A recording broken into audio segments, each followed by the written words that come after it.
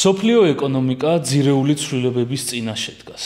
Სანქციებმა და ტარიფებმა მნიშვნელოვანი გავლენა იქონია გლობალურ ბაზარზე და პოლიტიკური ალიანსების გადახედვა კვლავ დააყენა დღის წესრიგში. რუსეთი ცდილობს გადაურჩეს იზოლაციას, ტრამპი კი ახალ სავაჭრო ომს იწყებს ამჯერად საკუთარი მოკავშირეების წინააღმდეგაც. Როგორ იმუშავა სანქციებმა რუსეთზე და შეძლო თუ არა კრემლმა მათი ეფექტის შემსუბუქება? Როგორ მუშაობს ტრამპის სავაჭრო ტარიფები და როგორ შეიძლება შეცვალოს ამან მსოფლიო ეკონომიკა? Ამ და სხვა მნიშვნელოვან საკითხებზე ვისაუბრებთ დღეს სტრატეგიული კომუნიკაციების ცენტრის საქართველოს ვიდეო პოდკასტში სახელწოდებით როგორ და რატო.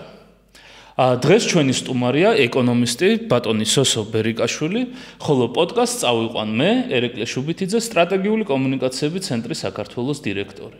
Ვიდრე დავიწყებდეთ, მინდა კიდევ ერთხელ შეგახსენოთ, რომ სიმართლე გაცილებით უფრო რთულად ვრცელდება ვიდრე დეზინფორმაცია, ამიტომ ჩვენი პოდკასტის გავრცელებაში თქვენ გადამწყვეტი როლი გაქვთ. გთხოვთ მოიწონოთ, გააზიაროთ ჩვენი პოდკასტი, იაქტიუროთ კომენტარებში და რაც მთავარია, გამოიწეროთ ჩვენი ანუ საინფორმაციო თავდაცვის ლეგიონის YouTube გვერდი.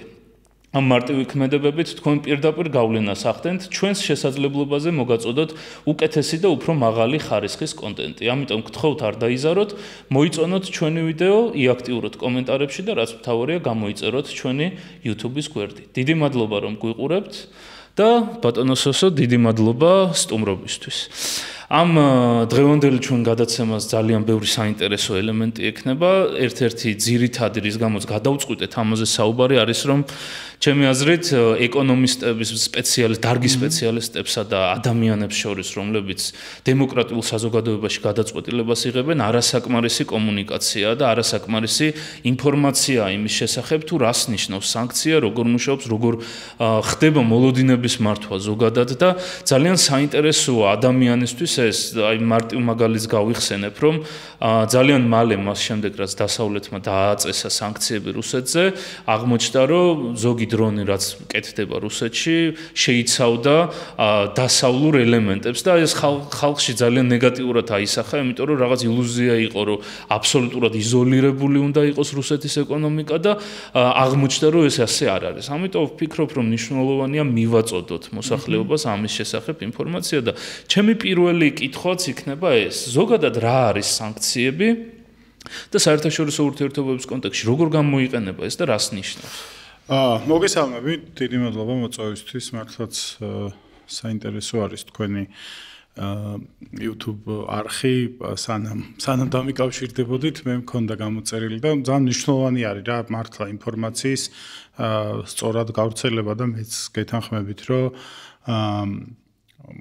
სწორი ინფორმაციის გავრცელება უფრო რთული არის, იმიტომ რომ სწორი ინფორმაცია ხანდახან არ არის ისეთი ლამაზი, როგორც გვინდა რომ იყოს. ან დეზინფორმაცია იმიტომ ვრცელდება, რომ ან პირიქით ძალიან არ გვინდა რომ ეგეთი იყოს, ან ძალიან გვინდა რომ ისეთი იყოს და ორივე მხარეს უფრო სწრაფად ვიჯერებთ და ამიტომ სიმართლე კიდე უფრო რთულია რა, არ არის სწორხაზოვანი და ამიტომ ჭირს ხოლმე რა თქმა უნდა ხალხთან მიტანა, მაგრამ ჩვენ უნდა ვეცადოთ. სანქციებს რაც შეეხება განსაკუთრებით როცა ჩვენ ვსაუბრობთ რუსეთის წინააღმდეგ დაწესებულ სანქციებზე ძალიან დიდი რეინჯ ძალიან მრავალფეროვანი არის სანქციები რაც რუსეთის წინააღმდეგ დაწესდა დაწყებული რა ვიცი ფიზიკური პირებისთვის სამგზავრო შეზღუდვებიდან დამთავრებული რა ფინანსური სისტემის სანქციებამდე ასევე ძალიან ბევრი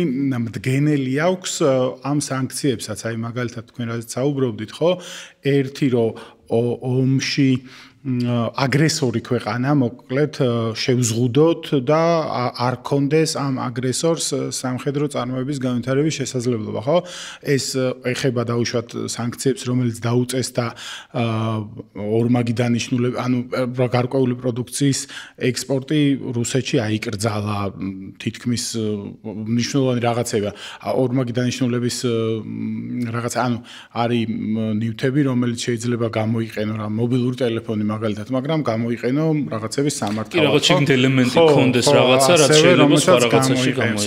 ეგ არის ერთი, მეორე არის ეკონომიკური ტიპის სანქციები ზოგადად რა, აი მაგალითად, რა ვიცი, ფასის ჭერი დაუწესეს რუსულ ნავთობს ევროპულმა ქვეყნებმა თანდათან სცადეს ყოველ შემთხვევაში რომ უარი ეთქვათ რუსეთზე ენერგოდამოკიდებულებაზე. ჩემი აზრით ყველაზე მნიშვნელოვანი რუსეთისთვის, რუსეთის წინააღმდეგ რაც შეიძლება გამოიყენო, არის ზუსტად ეგ ნავთობის ექსპორტის შეზღუდვა, რომ ეხლა მე რომ საუბრობ თუნდაც იმ მიკროჩიპების იქნება თუ სხვადასხვა საშუალებების ექსპორტის შეზღუდვაზე ან იგივე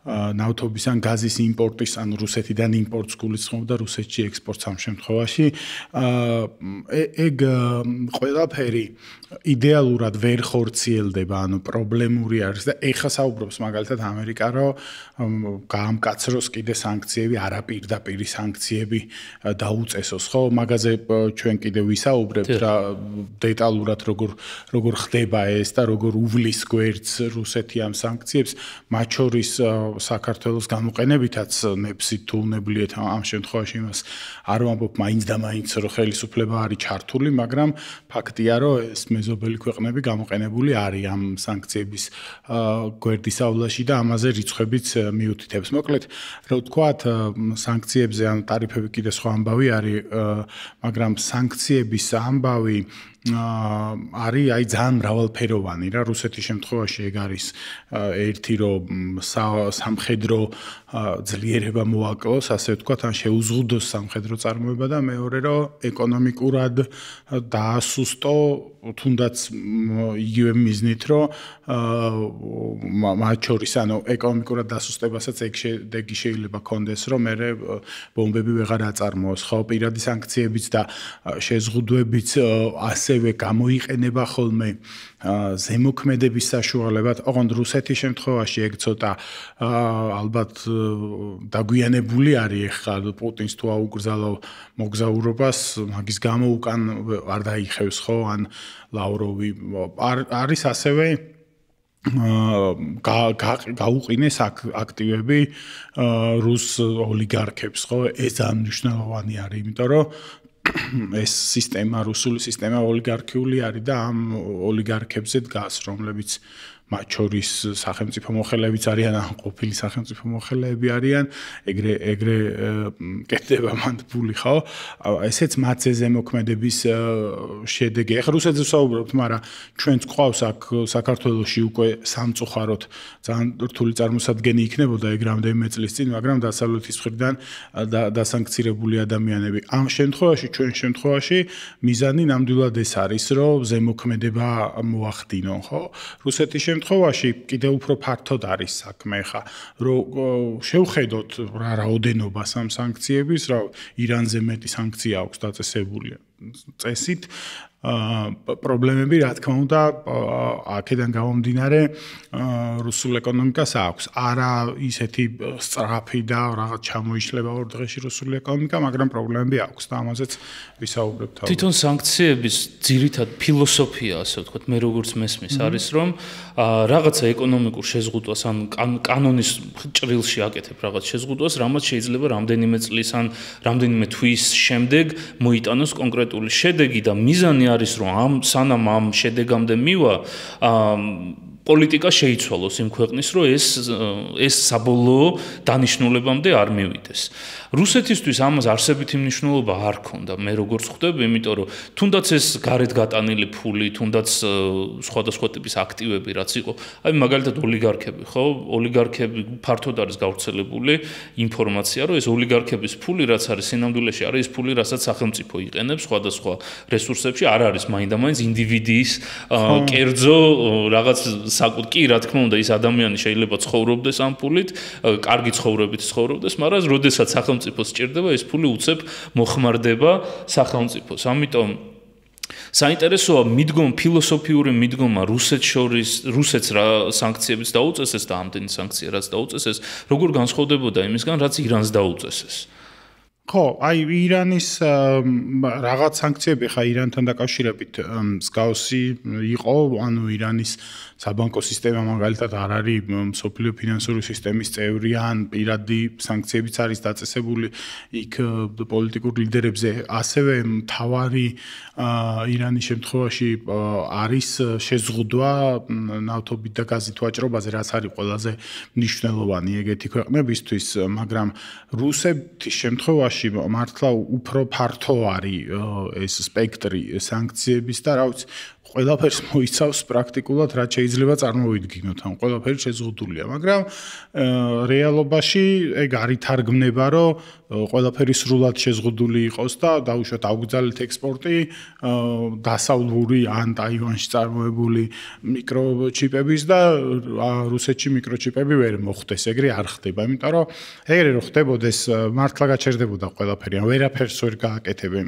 სინამდვილეში დასავლური რესურსების გარეშე სრულად თუ შეზღუდა. მე ფილოსოფიურად რო გავყვეთ დასავლეთშიც არის წინააღმდეგობები რამდენად ჭირდებათ სრულად დამარცხება რუსეთში, მაგაზეც კი არ არის რუსეთის მაგაზეც არ არის კონსენსუსი განსაკუთრებით ან ახალი ადმინისტრაციის პირობებში ამერიკის, ხო, იმიტომ რომ იმათ რაღაცა სხვა მოწინააღმდეგე ყავთ ახლა და შეიძლება ფიქრობდნენ, რომ რუსეთი პირიქით დამაბალანსებელი იყოს ჩინეთისთვის და ასე შემდეგ. ანუ ფილოსოფიურად კიდე ბევრი პრობლემაა, რის გამოც შეიძლება იკავებდნენ თავს რუსეთის სრული დამარცხებისგან, თორე შესაძლებელი არის რა, ანუ მთავარი ამბავი სულ ყველაფერს რო თავი გავანებოთ, ყოველთვის ეგრე ხდებოდა, ნავთობის ფასები თუ დაიწევს ზოგადად და მაგის მიღწევა რაღაც პერიოდით შესაძლებელი არის, რა მაგალითად საუდის-არაბეთმა გაზარდოს წარმოება და მაგაზეზე მოქმედება ამერიკას შეუძლია იდეაში, ხო? და ნავთობის ფასები თუ დაიკლებს, ეგ ავტომატურად იმას ნიშნავს. ეხლა უკვე პრობლემა არის ეგ მიმდინარე პერიოდში რუსეთისთვის ნავთობის ამ ფასზე ძალიან ცუდ დღეში არიან და კიდევ უფრო თუ დაიკრებს და დიდხანს თუ გაგრძელდება რუსეთის ეკონომიკა მართლა ჩამოიშლება, ვერ იარსებებენ უბრალოდ რა, ეგ არის თავარი შემოსავლის წყარო, ან ნავთობი და გაზი, ხო? სხვა ბევრი რაღაცა აქვს, ან ძალიან ბევრი რაღაცა აქვს რუსეთს, ხო, ბუნებრივი რესურსების სახით, მაგრამ ძირითადად მაინც ეს არის ენერგომატარებლები და მთავარი ამბავი ეგ არის, ეგ არის ყველაზე მნიშვნელოვანი სანქცია რა და ასევე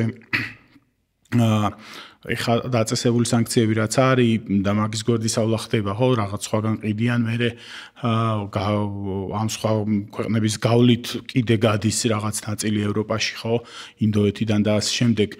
მაგის აკრძალვა თუ მოხდა, ეგ თუ შეიზღუდა ტექნიკურად შესაძლებელი არის, მერე რუსებს უწევთ, რომ სრულიად არალეგალური გახდეს ვაჭრობა ნავთობით და ნუ არალეგალური ვაჭრობა ეხა მასშტაბებით იმხელა მაინც ვერ იქნება და თან იმას უკვე სხვანაირად ებრძვი როგორც კრიმინალს. ანუ ეხა წაკეთებენ, როგორ არ აკეთებენ, მაგრამ ლეგალურადაც ასე ვთქვათ თუ ნაწილობრივ ლეგალურადაც რაც იყიდება, ეგ უფრო მნიშვნელოვანია რა. ძალიან საინტერესო რაღაცა ახსენეთ, რაც არის სანქციების გვერდის ავლით რაღაცების შეტანა ქვეყანაში და თუ არის შესაძლებელი შეტანაც და გატანაც რა. კი ბატონო, თუ არის შესაძლებელი რაღაც ელემენტარული მექანიზმი რო აუხსნათ მაყურებელს, აი როგორ შეიძლება ძალიან მარტივად რაღაც გვერდის ავლით მაგალითად ჩიპები შევიტანოთ რუსეთში. მაგალითად ჩვენ ახლა რუსეთში აღარ გაგვაქვს ელექტრო კი არა და ჩვეულებრივი ავტომობილები. სამაგეროდ საქართველოსთან ავტომობილების ექსპორტი გაიზარდა ყირგიზეთში. არასდროს არ გქონია და ახლა გვაქვს შუა აზიის ქვეყნებში. შუა აზიის ქვეყნები პროქსი ქვეყნები არის რუსეთისთვის და იქიდან მერე გადის. ახლა ავტომობილებზე ვსაუბრობ, მაგრამ სხვა რაღაცებიც ეგრე გადის ჩვეულებრივად, ხო? მიკროჩიპები იქნება თუ რა იქნება და ბევრი ქვეყანა არის ისევ, რომელიც ვაჭრობს რუსეთთან და ამიტომ თული არის ჯერ ერთი ისე მიყვერა ბოლომდე ამ კვალს და მეორე ტექნიკურადაც ამ ეტაპზე არ არის ეგრე აკრძალული, ანუ ივაჭრება ჩვეულებრივად რა. ანუ როგორც ხვდებით მესამე ქვეყნის გავლით ხო ყველაზე გავრცელებული ამბავი ეგ არის, რომ სხვა ქვეყნებიდან შედის. ანუ შედის მაგალითად ამერიკიდან რაღაც მიკროჩიპები შედის ცენტრალური აზიის რომელიღაცა ქვეყანაში, იქ გამბაჟება ხდება, თითქოს ადგილობრივი წარმოება არის, იქაური პროდუქტი გადის შემდეგ წესით არ უნდა გადიოდეს ამერიკული პროდუქტი, მაგრამ გადის ზოგიერთი, რა ვიცი, ინდოეთიდან შევა, სხვა ქვეყნებიდან შევა. ამიტომ ძალიან საინტერესოა და ესე ხვდება ის ელემენტები, რაც შეიძლება შემდეგ უკვე დრონებში, სამხედრო ტექნიკაში იყოს. მიუხედავად ამისა, მაინც შეფერხებული არის წარმოება, იმიტომ რომ ასეთი დიდი მექანიზმების ჩატარება, ტრიუკების ჩატარება უწევთ, რომ რაღაც ის ელემენტები შეიტანონ, რაც აქამდე აფერხებს, აძვირებს, ართულებს, დროში იწელება, ეგ შეფერხებები არის. მაგრამ არ არის საკმარისი, ანუ უკეთესი იქნება, რომ ბოლომდე მიყვე მართლა და ზუსტად აი მეორეულ სანქციებზე რო საუბრობენ, ხოლმე ეგ უნდა აიკრძალოს, ანუ სხვა ქვეყნის გავლითაც აიკრძალოს და მკაცრად გაკონტროლდეს, სხვა ქვეყნის გავლითაც შეტანა რაღაცეების. ან გამოტანა ნავთობის ამ შემთხვევაში და გაზის, ხო? ძალიან საინტერესო არის და ჩვენ ვისაუბრეთ, ანუ თქვენ ახსენეთ, რომ დასავლეთში ცოტა აზრთა სხვადასხვაობა არის. რო დაუბრუნეთ 2022 წელს, როდესაც რუსეთი შეიჭრა უკრაინაში, რა განსხვავებული მიდგომები იყო დასავლეთში და გამოიწვია თუ არა ამან სანქციების, ასე ვთქვათ, ეფექტურობის დავარდნა? ახლა განსხვავდება დაუშვათ დასავლეთზე როცა ვსაუბრობთ, არის ამერიკა და ევროპის კავშირი, ხო? და მოგიხსენებათ, რომ განსხვავდება ეს ორი ერთმანეთისგან იმ თვალსაზრისით, რომ ევროპის კავშირი შედგება ბევრი ქვეყნისგან და ბევრი ქვეყანა რო არის, ბევრი აზრია და ამ ბევრ ქვეყანას სხვადასხვა ინტერესები გააჩნიათ. ანუ რატო იყო რუსეთზე ენერგოდამოკიდებულება ესეთი მაღალი? იმიტომ რომ რუსები უყვართ ან რაღაცა, იმიტომ რომ იაფი არის, ანუ და ეკონომიკურად ეს ძალიან მნიშვნელოვანი ამბავი, ანუ იაფი რესურსი იყო, იაფი რუსული ნავთობი და გაზი არსებობდა და მაგაზე ეხა უარს ესემარტივად ვერ იტყვიან, იმიტომ რომ მათთვის მაგალითად ცოტა აბსტრაქტული იყო ეს რუსეთის საფრთხე უკრაინის ომამდე, ანუ ჩვენი ომით და მერე თუნდაც ყირიმში შეჭრით, ბოლომდე ვერ დაიჯერეს და ბოლომდე ვერ აღიქვეს რა. მე თვითონ ყოფილ ვარ 2022-ში ვიყავი, ლექციებს ვატარებდი მაგ თემებზე, ენერგოდამოუკიდებლობაზე, პორტუგალიაში მაგალითად. მე პოლონეთში ვიყავი, პოლონეთში ყველაფერი იცის, პოლონეთს მაგის გაგების პრობლემა არ აქვს, სტუდენტი იქნება თუ პროფესორი, მაგრამ იქით ცოტა უჭირთ, რომ რა მოხდა ეხა ვაჭრობა, რა არის ამაში ცუდი, მაგრამ ამ ომმა ყველას დაანახა, რომ შეიძლება ცოტა მეტის გადახდა მოგიწიოს, ან ბევრად მეტის გადახდა მოგიწიოს, მაგრამ ენერგოდამოუკიდებლობა ძალიან მნიშვნელოვანი არის და ამიტომ გადაწყვიტეს მერე და შეამცირეს ეს ყველაფერი, ხო? ეხლა წინააღმდეგობა რატო ხდებოდა? თავი რომ დავანებოთ რუსეთის მოკავშირეებს პირდაპირ, ხო? ან სლოვაკეთს და მას უნგრეთს, ორბანს და ფიცოს, ან რა ვიცი, სერბეთი არ არის ევროპის კავშირში, მაგრამ ერთია რუსეთს ყავს მოკავშირეები, მათ შორის ევროპარლამენტში, ანუ დიდი ქვეყნებიდანაც იქ შეიძლება მართლ აღმასრულებელ ხელისუფლებასთან ვეღარ აქვს ეხა ესე დაალაგებული, მაგრამ სულ არის რა პატარა პარტიების რა სულ ცდილობს ამას რუსეთი პოლიტიკური მოკავშირეების და რაღაც გავლენების ჯგუფები რო ყავდეს, მაგრამ მაგის გარდა რაც მე ვისაუბრე, რომ რუსეთი არის რუსული ნავთობი და გაზი არის იაფი, შესაბამისად თუ ამას შევზღუდავთ, გვიძურდება და რო გვიძურდება, ხალხი ხდება უკმაყოფილო, ხალხი რო ხდება უკმაყოფილო, დემოკრატიაში ეგ არის პრობლემა, ანუ იქ ხო ამიტომ არის კიდე ერთი ფილოსოფიური ამბავი რა, მეორე მხარეს როცა დიქტატურა არის, ავტორიტარიზმი და აქ დემოკრატიას უწევს ხალხის აზრის გათვალისწინება, იმას არაფერი არ უწევს, ანუ იმის გადაწყვეტილებები უფრო მარტივია, ანუ ეხა ეს ომი, რომელსაც რუსეთი აწარმოებს, არაფერში არ ჭირდება სინამდვილეში რუსეთს, არაფერში არ ჭირდება, ანუ აქ რო დემოკრატია იყოს, არავინ არ მისცემდა ხმას იმას, რომ ადამიანები იხოცებოდნენ, იმიტომ რომ რაღაცა კიევში უნდა შევიდეთ, ხო? სიგიჟე არის ეს, მაგრამ ამის შესაძლებლობა აქვს რეჟიმს, იმიტომ რომ არის ავტორიტარიზმი და გადაწყვეტილებას იღებს, თორე და ხო, მარტო ადამიანების დახოცვაზე კი არ არის, ეკონომიკურადაც ძალიან ცუდი არის, უაზრო ხარჯია სხვა ყველაფერს რო თავი გავანებოთ, ხო? ამ ხელა სამხედრო დაანხარჯები და ამიტომ ეს ასევე ფილოსოფიურად პრობლემა არის დიქტატურასა და დემოკრატიას შორის. რა დემოკრატია გადაწყვეტილებებს უფრო რთულად იღებს. რა მით უმეტეს, როცა ვსაუბრობთ ევროკავშირზე, რომელიც ბევრი ქვეყნების ერთობაა. წარმოიდგინეთ, ცალ-ცალკე ქვეყნები თავისი პრობლემებით, ანუ სხვადასხვა ტიპის დამოკიდებულებები არსებობდა, ხო? ზოგიერთ ქვეყანაში უფრო მეტი იყო რუსული ნავთობის და გაზის წილი, ზოგიერთ ქვეყანაში ნაკლები იქ შიდა პრობლემები, ანუ ზოგიერთ ქვეყანას უფრო შეუძლია რომ დაუშვათ ინფლაციას გაუმკლავდეს, იმიტომ რომ ნავთობის შეზღუდვა ან რუსეთიდან იმპორტის შეზღუდვა, ზოგადად შეზღუდვები და ტარიფები იქნება თუ სხვა ტიპის შეზღუდვები ხშირად ძირითადად იწვევს ფასების გაძვირებას, იმიტომ რომ სხვა ალტერნატივა უნდა მოიტანო და სხვა ალტერნატივა როგორც წესი ძვირია, იმიტომ რომ მანამდე რატო შემოგქონდა ის, ანუ ჩვეულებრივი მხოლოდ ეკონომიკური ფაქტორებიდან გამომდინარე, რაც იყო, ის უფრო იაფი იყო და სხვა რო შემოგაქ ის ძვირია. რო გიძვირდება, მე რამდენად შეუძლია, ანუ გერმანიას და ლიეტუვას დაუშვათ სხვადასხვანაირად შეუძლია ებრძოლოს გაზრდილ ფასებს, ხო? აი ესეთი რაღაცაა და ამათი მერე ინტერესები მერე მსჯელობა და ეს ყველაფერი და დრო გადის და დრო ძალიან მნიშვნელოვანი არის დრო და ამიტომ ხდება ხოლმე რომ აგვიანებს მერე რაღაცეები, ხო? კი. და სავარაუდოდ რუსეთს გათვლა ზუსტად ამაზე ქონდა, რომ ვერ შეთანხმდებოდა დასავლეთი, თუნდაც ანუ როგორც ჩანს თავიდანვე იყო მზადება რუსეთში სანქციებისთვის, როდესაც ეს გადაწყვეტილება მიიღეს და ერთ-ერთი გათვლა სავარაუდოდ ისიც იყო, რომ დასავლეთი, ევროპა და ამერიკა ერთად და ასევე ცალ-ცალკე ვერ შეჯერდებოდა ერთიან და სწრაფ პასუხზე და ამ სიტუაციაში უნდათ რომ მალე მოიგონებინათ. მე მგონი იმაზე უფრო სწრაფად შეთანხმდნენ ვიდრე რუსეთი ამას ელოდა და ასევე რუსეთს ძალიან ბევრი შეეშალა გათვლებში ხა მართლა არასწორი ინფორმაციები ქონდათ. მარტო რუსეთს არ ქონდა ეგ ინფორმაცია. თქვენ გახსოვთ ალბათ ომი რო დაიწყო 24 თებერვალს გავრცელებული ძირითადი აზრი იყო, რომ შევიდოდნენ 4 დღეში რუსები კიევში რა და ძალიან ახლოს იყვნენ რეალურად, ხო? ბუჩაში იყვნენ და მაგრამ ვერ შევიდნენ.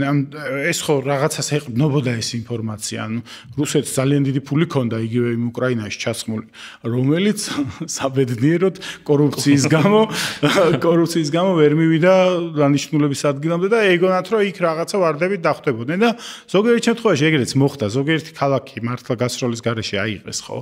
ვიცით, ეხლა შეიძლება ამაზე ლაპარაკი არ გვიყვარს ხოლმე, მაგრამ ეგრე მოხდა და მაგრამ საბოლოო ჯამში ვერ აიღეს. ამიტომ მოლოდინები რაც ქონდა რუსეთს ეგ არ გამართლა. ევროპაც სინამდვილეში კონცეპტუალურ დონეზე ძალიან მალე გამოფხიზლდა, ძალიან მალე შეთანხმდნენ. მე ვფიქრობ რაღაც პირველ კვირებში, გახსოვთ ალბათ გერმანიის კანცლერის განცხადებები, კანცლერი რა ქვია? მერკელი. არა, მერკელი არა, აი მერცის წინ ვინც იყო ეხლა. პირველ დღეებში ამბობდა რომ შოლცი ხო ჩაფხუტებს გაუგზავნით და რაღაცებს იძახდნენ და ერთ კვირაში რიტორიკა შეიცვალა.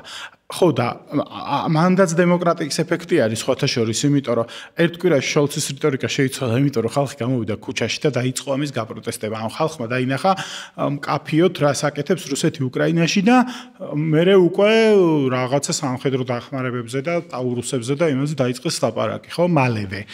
ძალიან მალე მოხდა ეგ მაგასაც არ ელოდნენ. მერე რა თქმა უნდა არის აქ ტექნიკური და ბიუროკრატიული პრობლემები, რომელიც დროში გაიწელა, მაგრამ ხო, მე ვფიქრობ მაინც რომ იმაზე უფრო სწრაფი აღმოჩნდა დასავლეთისგან რეაგირება, ვიდრე ამას რუსეთი ელოდა რა. გათვლა ნამდვილად მაგაზე ქონდა, რომ ბიუროკრატიაში ან აზრთა სხვადასხვაობაში და მრავალფეროვნებაში ჩაიკარგებოდა ეს და ისინი უსასრულოდ იმჟელებდნენ. და საინტერესოა რუსეთი როგორ ემზადებოდა ამ სანქციებისთვის, ანუ რა ქონდა შემზადებული იმისთვის, რომ გამკლავებოდა ამ სანქციებს და რაში ანუ დაეხმარა თუ არა ეს იმ ეფექტის შემსუბუქებაში, რა ეფექტიც თავიდან იყო გათვლილი ამ სანქციებთან.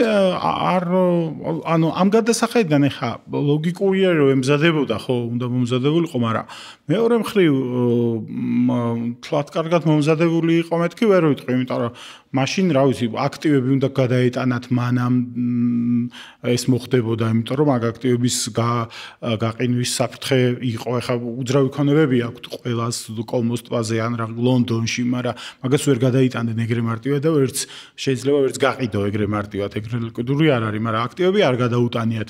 არც დიდად იმაზე ყოფილა გათვლა, რომ ალტერნატიული გზები ეძებნათ გაზის გასაყიდად. გაზი რატო ახსენე? ანუ გაზი არის უფრო რთული, გაზი რო გაიტანო, გასცადენი ჭირდება, მაგას ჭირდება დრო. ანუ ჩვენ ხედავთ რამდენ ხანს აშენებდნენ ამ Nord Stream 1-ს ან 2-ს, ხო? ამიტომ მაგაზე დიდად მაგაზე გათვლა არ ყოფილა. ნავთობს კიდე რაღაც გაიტან ტანკერებით უფრო გაზის გატანა შეიძლება გათხევადებით და ესე, მაგრამ მაგას რუსეთი არაკეთებს. ხო და ეგეთ რაღაცები არ მომხდარა. ანუ რო თქვა რომ ეხა რუსეთის ეკონომიკა ან პოლიტიკური ლიდერშიპი მზად შეხვდა სანქციებს, ვერ ვიტყოდი ესე, მაგრამ ხო, გზები მოძებნეს, რაღაც გზები მოძებნეს. ანუ მაგისთვის შეიძლება მაგას ფიქრობდნენ, რომ ალტერნატიული გზები ისეაც არსებობს, დაუშვათ გვერდის ავლა რაღაცა.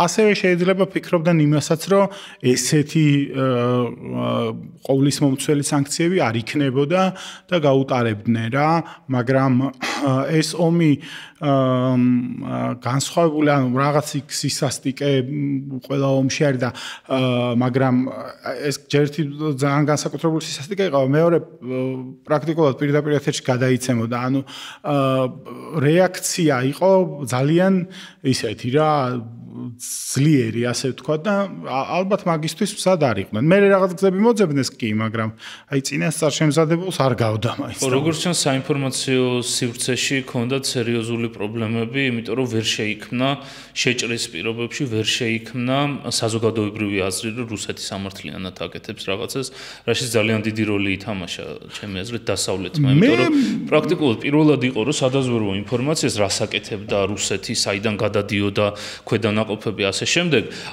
ამერიკის პრეზიდენტი, ბრიტანეთის პრემიერ-მინისტრი პირდაპირ ეთერში გამოდიოდნენ, ხალხს უყვებოდნენ, რომ აი აქედან გადადიან, ეხლა სისხლი მიიტანეს, აქეთ აპირებენ რაღაც ოპერაციის დაგეგმვას, რომ მერე დააბრალონ და საინფორმაციო გარემოში ჩემი გადმოსახედიდან შეიქმნა შეუძლებელი გახდა ის, რომ რუსეთს დაებრალებინა უკრაინისთვის ეს იმ პერიოდში.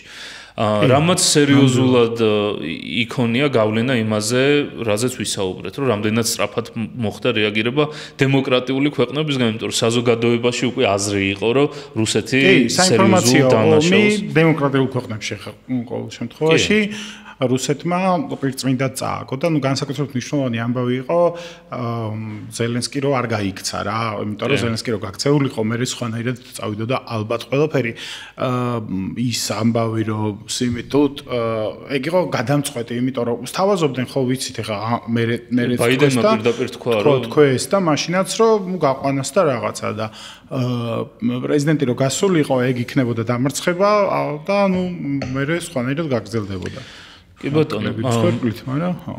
კი, ნამდვილად სხვანაირად გაგრძელდებოდა. და შეგვიძლია ვისაუბროთ იმაზე, რა ეფექტზე არის გათვლილი ის სანქციები, რა სანქციებიც დაუწესეს რუსეთს. ანუ რას ელოდება დასავლეთი, რა ეფექტი უნდა გამოიწვიოს რუსეთში. ხო,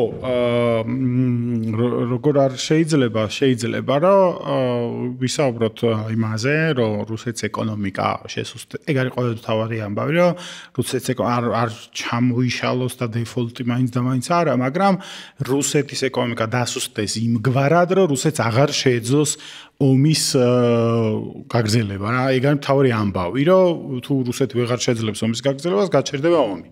მარტივად რო ვთქვათ, ხო, ეგ არის გათვლა არის მაგაზე. და მიუხედავად იმისა, რომ ეხლა რუსეთში პროპაგანდა მუშაობს და ამბობენ, რომ აი არაფერი არ გვიჭირს და ყველაფერი კარგად არის და მე ეს რუსი ერის ფილოსოფია რომ რაღაცა ქვას შევჭამთ თუ მიწას შევჭამ და არაუშავს და კარგად ვიქნებით, ეგ ეგრე არ არის რა, ანუ არ არსებობს. ხო და ერთადერთი ინსტიტუტი პრინციპში რუსეთში ხა რომელიც აღიარებს რომ პრობლემები აქვს, ეროვნული ბანკი არის, არაფერი არ ინდობა, ეხლა ძალიან რთული არის რუსეთის ეკონომიკის შესახებ არსებულ რუსულ მონაცემებს ენდო, ძალიან რთული არის ეგ, მაგრამ აი ეროვნული ბანკის ანგარიშებში, რომელიც თავისთავად სანქცირებული არის, ანგარიშებში ჩანს ხოლმე და პრეზიდენტსაც, ეროვნული ბანკის პრეზიდენტს პირდაპირ აქვს ნათქვამი, რომ გვაქვს პრობლემები და ძალიან გაგვიჭირდება ეგ ყველაფერი, ოღონდ ყველაფერი თავიდანვე ეგრე არ ყოფილა, ანუ მაგაზე საუბარი დაიწყეს გასული წლის ბოლოს, უფრო და უფრო ხმამაღლა, რომ აი პრობლემები გვაქვს და იმიტომ რომ როცა საუბრობ დაუშვათ SWIFT-დან გათიშეს რუსული ბანკები. ყველა არა დიდი ბანკები გათიშეს. ხო, მაგაზეც მე რაღა მოლოდინი იქნება, რომ SWIFT-დან გათიშეს და ჩამოიშლება რუსული ბანკები. არ ჩამოიშლება. SWIFT-ი არის სისტემა, რომელიც უზრუნველყოფს, როგორ თქვა, მარტივად სწრაფად გადარიცხვებს ბანკებს შორის. ანუ გადარიცხვები SWIFT-ის გარეშე შეიძლება, ოღონდ უფრო შეფერხებით, ხო. დრო ყველა შემთხვევაში ფული არის. სრულ იზოლაციას არ გულისხმობს. იზოლაციას არ გულისხმობს, არა, სრულ იზოლაციას SWIFT-დან გათიშვა არ გულისხმობდა და აი ირანში მაგალითად სრულად იზოლირებული არის. ანუ ირანის საბანკო სისტემა არის ცალკე. არაფერთან არ აქვს კავშირი, ანუ ვიზა არ არის, მასტერკარდი არ არის, არაფერი არ არის. თავისი სისტემა აქვს, ერთხელ მომიწია ირანში ყოფნა და განსხვავებულია. თავისთავად დიდი ქვეყანაა, ახლა რაღაცა ის შეუძლიათ, რუსეთი უფრო დიდია. მაგრამ ხო, პრობლემა არის, მაგრამ ტრაგედია, ესეთი რომ ჩამოიშალოს ყველაფერი, ეგეთი ტრაგედია არ არის კი. აქტივების გაყინვა უფრო პრობლემა არის, მაინც ჩემი აზრით, იმიტომ რომ საუბარი არის ასეულობით მილიარდ დოლარზე. ოღონდ ეგ აქტივებიც გაყინულია და გაყინულია რა, ანუ არაფერში აი ისე მიდის მაგაზეც საუბარი, რომ ეგ თანხები გამოვიყენოთ თუ არ გამოვიყენოთ უკრაინის დასახმარებლად რა. ალბათ ოდესმე, მაგრამ გაყინულია ამ ეტაპზე. კი, ყოველდღე პრაქტიკულად ყოველდღე ისმის, რომ ამ ფულით ხო არ მივცეთ უკრაინას, ან მე აღდგენაში ჩავდოთ როგორც რეპარაციები რუსეთის მხრიდან, მაგრამ ყოველთვის ისმის ეს სიტყვები, რომ კანონი რამდენადაც საშუალებას მოგცემს. ხო, აი ეგ არის რამ წეგან რაზეც საუბრობდით, რომ აქეთ ხარეს დიქტატურა არის, აგრესორი და იქით არის დემოკრატია, რომელიც კანონმა უნდა მოგცეს საშუალება და ამას არ აინტერესებს ეს კანონი და შენ უნდა იბრძოლო მე კანონები და არათანაბარ პირობებში ხარ.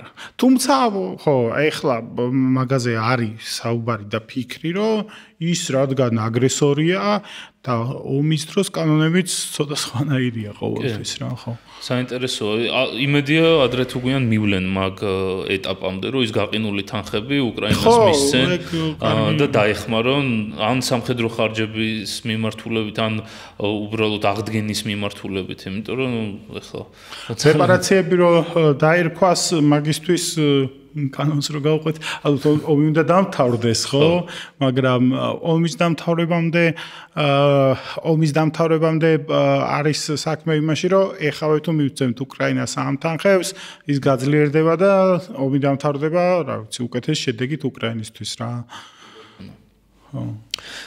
საინტერესოა, რამდენად შეირყა რუსეთის ძირითადი ეკონომიკური სექტორები მას შემდეგ, რაც დასავლეთმა, ასე ვთქვათ, ყოვლისმომცველი და უპრეცედენტო სანქციები დაუწესა რუსეთს, როგორც ვისაუბრეთ, მე მგონი, ამდენი სანქცია ამ მასშტაბში არც ერთ ქვეყანას არ აქვს.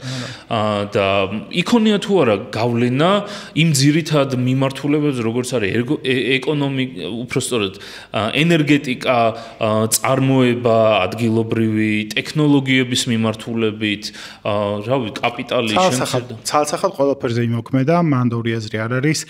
ეხლა ისედაც სანქციებიც რო არ იყოს ომის ეკონომიკა, ომი ცვლის ეკონომიკას და სხვა რელსებზე გადადის ეკონომიკა ყოველთვის და მაგას რესურსი ჭირდება, ხარჯი იზრდება, ასე შემდეგ. ანუ ისედაც ურევს ხო რაღაცა და დაალაგებულ სტრუქტურას და მით უმეტეს სანქციების პირობებში, როცა მაგალითად ჭირს გაყიდვა ნავთობის. ეხლა კი ყიდის ინდოეთში მაგალითად ან ჩინეთში ხო, მაგრამ ევროპაში რატო ყიდდა? იმიტომ ყიდდა რომ ესენი უფრო ძვირს იყიდნენ. კი იაფი იყო ევროპისთვის, უფრო იაფი ალტერნატივები არა აქვს დაუშვათ, მაგრამ რუსეთისთვის ეს მეტი შემოსავლის მომტანი იყო. ასევე ჩვენ საუბრობთ იმაზე, რომ რაღაც მექანიზმები სანქციების გვერდისავლის არის და ინდუსტრიას, მათ შორის სამხედრო ინდუსტრიას მიეწოდება მიკროჩიპები და ასე შემდეგ, მაგრამ ხო უფრო რთულად მიეწოდება, ანუ გართულ და პრობლემა არის სხვათა შორის ეკონომიკურ თვალსაზრისით რო შევხედოთ სამუშაო ძალის ამბავში შეიცვალა რაღაცეები რა, იმიტომ რომ იქ ბევრი ადამიანი არის ჩართული ამ ომში და ბევრმა სხვადასხვა ინდუსტრიამ დაკარგა ეს ადამიანები, ხო? ანუ ომში არის ჩართული, იმიტომ რომ იქ ხელფასები აქვთ რაღაცა, ანუ თანამედროვე ომი მით უმეტეს ხო მარტო ჯარისკაცი არ არის, იქ არის პროგრამისტი, ეს დრონები უნდა აწარმოოს რამდენმა ადამიანმა, ხო? ძალიან მნიშვნელოვანი არის ეს თანამედროვე ომისთვის დრონები და სხვა ეგეთი საშუალებები არის გადამწყვეტი, ხო? მანდ არის ჩართული, ბევრი პროგრამისტი და ტექნიკური ადამიანი, რომელიც სხვა ინდუსტრიებს მოაკლდა. შესაბამისად, ეგეთი გადანაცვლება არის. მაგრამ ეგ ჩვეულებრივი ამბავია, ანუ ეგ სანქციების მიღმაც ეგრე მოხდებოდა, ხო? და სანქციებს რაც შეეხება ეფექტი აქამდე რაც აქვს ყოველ შემთხვევაში არის გაძვირება, გართულება, პირიქით, ანუ რუსული ნავთობი გაიაფთა და რუსეთი რასაც ყიდულობს, ყველაფერი გაძვირდა. ხო და ეგ ან გართულდა დროში რო იწელება, ეგეც პრინციპში იგივე გაძვირებაა, ხო? ხო და ეგ რა თქმა უნდა შეუძლებელია კარგი იყოს. თან ამ ყველაფერთან ერთად დაიწყო თუ არა ომი, მე მგონი 6 თვე იყო გასული, როდესაც რუსეთის თვითონ შინაგან საქმეთა სამინისტრომ გამოაქვეყნა სტატისტიკა, რომ დაახლოებით მილიონამდე ადამიანმა დატოვა ქვეყანა, როდესაც დაიწყო ომი. ეს არ იყო უბრალოდ ადამიანები, რომლებიც სოფელში ცხოვრობდნენ, ეს იყვნენ ტექნოლოგიაში ჩართული ადამიანები. ანუ ისეთი ტვინების გადინება მოხდა იმ დონეზე, რამაც ეკონომიკაზე სერიოზული გავლენა იქონია. IT სფეროს წარმომადგენლები წავიდნენ, ინჟინრები წავიდნენ, მეცნიერები წავიდნენ და ეს ინჟინრები, მეცნიერები, IT სფეროს წარმომადგენლები წავიდნენ საუდის არაბეთში, ევროპაში, ამერიკაში და იქ გაიტანეს, ასე ვთქვათ, თავისი. ხო, საქართველოში ცოტა ხანი იყვნენ, მე მგონი მე რაღაც ნაწილი დარჩა, რაღაც ნაწილი დარჩა. მარტივად. საქართველოში ხო, მარტივად შემოვიდნენ და ამიტომ იყო დიდი მოძალება. ეგ სწორი არის, ანუ ეს ხალხი ვინც გავიდა ძირითადად ყველაზე აქტიური შრომისუნარიანი მოსახლეობა იყო. ახალგაზრდები მიდიოდნენ, იმიტომ რომ ჯარში არ წაიყვანათ მათ შორის და სხვა მიზეზების გამო, ზოგს უბრალოდ რისკები გაეზარდა და აღარ უნდათ რუსეთში ცხოვრება, იმიტომ რომ განსაკუთრებით ეს IT სპეციალისტები, ასე ვთქვათ, ვინც არიან, მაგათთვის არ აქვს მნიშვნელობა მოსკოვში ცხოვრობენ, თბილისში თუ ლისაბონში, ანუ ყველა ადგილიდან შეუძლიათ იმუშაონ და რატო იცხოვრებდნენ, ხო, რაღაც მომენტში გადაწყვიტეს, რომ შეიძლება ღირებულებითი ამბავიც იყოს ზოგ შემთხვევაში და აღარ უნდათ აგრესორ ქვეყანაში ცხოვრება. მით უმეტეს, რომ სხვა ქვეყნები არის, რომელიც უფრო იაფი არა. საქართველოსთან ბევრი წავიდა, ინდოეთში, შრი-ლანკაში, ვინც ნაკლებ შემოსავლიანი იყო, ეგ რუსები და მაღალ შემოსავლიანები, მერე თანდათან ევროპაში წავიდნენ რა. ძალიან საინტერესოა, რომ თავიდანვე, როდესაც ეს ყველაფერი მოხდა, როდესაც მაგალითად iPhone-მა გამოაცხადა, რომ გავდივარ Microsoft-მა თქვა, რომ აპლიკაციების მხარდაჭერას შეუზღუდავ, ასე შემდეგ, რუსული პროპაგანდა, ეს კრემლის რუპორები, ასე ვთქვათ, გამოვიდნენ და თქვეს, რომ ჩვენ ჩავანაცვლებთ ჩვენი ინტერნეტი, ჩვენი ტექნოლოგიები, ჩვენ კომპიუტერებს გავაკეთებთ, ჩვენ ტელეფონებს გავაკეთებთ, ჩვენ მანქანების წარმოებას გავზდით, ასე შემდეგ, მაგრამ ეფექტი 3 წლის შემდეგ მე-4 წელში უკვე ჩანს, რომ იმის მაგივრად, რომ საკუთარი რესურსი განავითარებინათ, რომელიც ძალიან საეჭვო იყო თავიდან, რომ ამის რესურსი ჰქონდათ, ჩანაცვლდა დასავლური გავლენები, რომელიც ძალიან დიდი იყო, ძალიან დიდი დამოკიდებულება იყო დასავლურ ტექნოლოგიაზე, მანქანებზე, ასე შემდეგ, ჩანაცვლდა ჩინურით. საინტერესოა რუსეთსა და ჩინეთს შორის, როგორ შეიცვალა ეკონომიკური ურთიერთობები 2022 წლიდან და რა შეგვიძლია ვთქვათ რუსეთის ეკონომიკურ მდგომარეობაზე ამ ჭრილში. ხო, რა ვიცი, კი, ნამდვილად ეგრე იყო პროპაგანდა, რომ თავის აწარმოებდნენ McDonald's ჩაანაცვლებდნენ იმით კუსნაი ტოჩკა რაღაცით ყველაფერი, მაგრამ ამ ავტომობილების წარმოება თუ შეეძლოთ აქამდე ვინ უშლიდათ, ხო, ვერ განავითარებ ის კადრები ალბათ გვახსოვს ყველას პუტინი რომ ლადას პრეზენტაციაზე არის ახალი მოდელის და სახე ვერ აღებენ კარს და მოკლედ ვერ ხელში რო შერჩება. ვერ აწარმოებს, ეგრე მარტივი არ არის. ჩინეთი აწარმოებს, ჩინეთის შემთხვევაში ახლა რა ხდება? ისევ დავუშვათ, საუბრობთ ავტომობილებზე, ძალიან მნიშვნელოვანი ამბავი არის ეს. ჩინეთიც ვერ აწარმოებს ისეთ ავტომობილს, რომელიც კონკურენციას გაუწევდა Mercedes და BMW-ს და ასე შემდეგ. ვერ აწარმოებს, ხო, მაგრამ აქვს წარმოება ავტომობილების შიგაწვისრავიანის, მაგრამ ვერ შედის მან კონკურენციაში, მაგრამ ეხა ელექტრომობილების კონკურენციაში შევიდა, იმიტომ რომ ეს უფრო ახალია თან ელექტრომობილების წარმოება იდეაში უფრო მარტივი არის, იმიტომ რომ ნაკლები დეტალი ჭირდება და მთავარი დეტალები ეს ელემენტებია, რომელიც ჩინეთში იწარმოებოდა ისედაც სულ და თან რესურსი აქვს მაგისი. ამიტომ მაგ ბაზარზე ჩინეთი ძალიან ძლიერად შემოვიდა. ხო, რის თქმა მინდა რომ რუსეთი განავითარებს კი არა, ჩინეთსაც კი უჭირს რაღაცა თავისი შექმნას მიუხედავად იმისა, რომ ყველაზე ძლიერი ქვეყანა არის მსოფლიოში წარმოების მასშტაბებიდან გამომდინარე, ანუ ამერიკაზე უფრო ძლიერიც არის მაგ თვალსაზრისთავად დიდი წარმოება აქვს, იმიტომ რომ ყველაფერი ჩინეთში იწარმოებოდა ამდენი ხნის განმავლობაში, მიუხედავად მაგისა, მაინც იქაც კი შეიძლება ყველაფერი არ იყოს კონკურენტუნარიანი.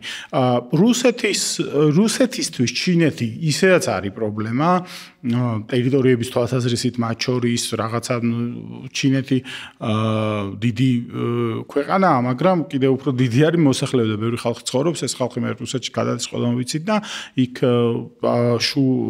შორეულ აღმოსავლეთში რუსეთის მან პრობლემები აქვს, მაგრამ ეკონომიკური ურთიერთობები რა თქმა უნდა გაიზარდა ჩინეთსა და რუსეთს შორის, იმიტომ რომ ორივე მიმართულებით, ანუ რუსეთიდან ექსპორტიც გაიზარდა ჩინეთში და ჩინეთიდანაც უფრო მეტი შემოდის, იმიტომ რომ ხო, უფრო მარტივი არის რომ ჩინეთიდან იყიდო, ვიდრე ხა რუსული მანქანათმშენებლობა განავითარო ან აწარმოო, ძალიან რთულია, ხო? იგივე დრონებსაც ირანისგან იღებს, ანუ იმასაც ვერ აკეთებს.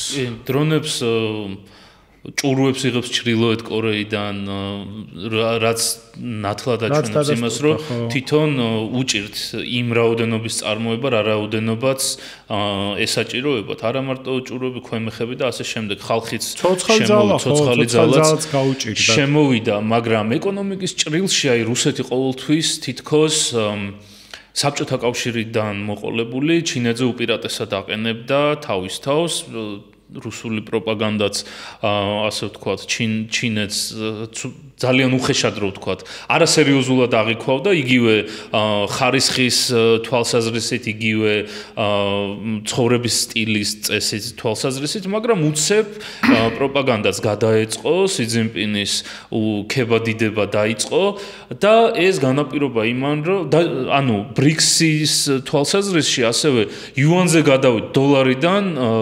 რუბლები გადაიყვანეს იუანის იუანით შეავსეს ასე ვთქვათ ბიუჯეტი. ესეც რაღაც ძალიან უცნაურად და ძალიან სწრაფად მოხდა და პრაქტიკულად გადაეწყო ჩინეთი გახდა რუსეთის დიდი ძმა ეხლა. კი, ანუ ესე გადაეწყო და რუსეთის წილი ჩინეთის ეკონომიკაში გაცილებით უფრო დიდი არის, უფრო სწორედ გაცილებით უფრო მნიშვნელოვანია ჩინეთის წილი რუსეთის ეკონომიკაში, ვიდრე რუსეთის წილი ჩინეთის ეკონომიკაში და სამხრივ დამოკიდებულებას იწვევს ჩინეთს.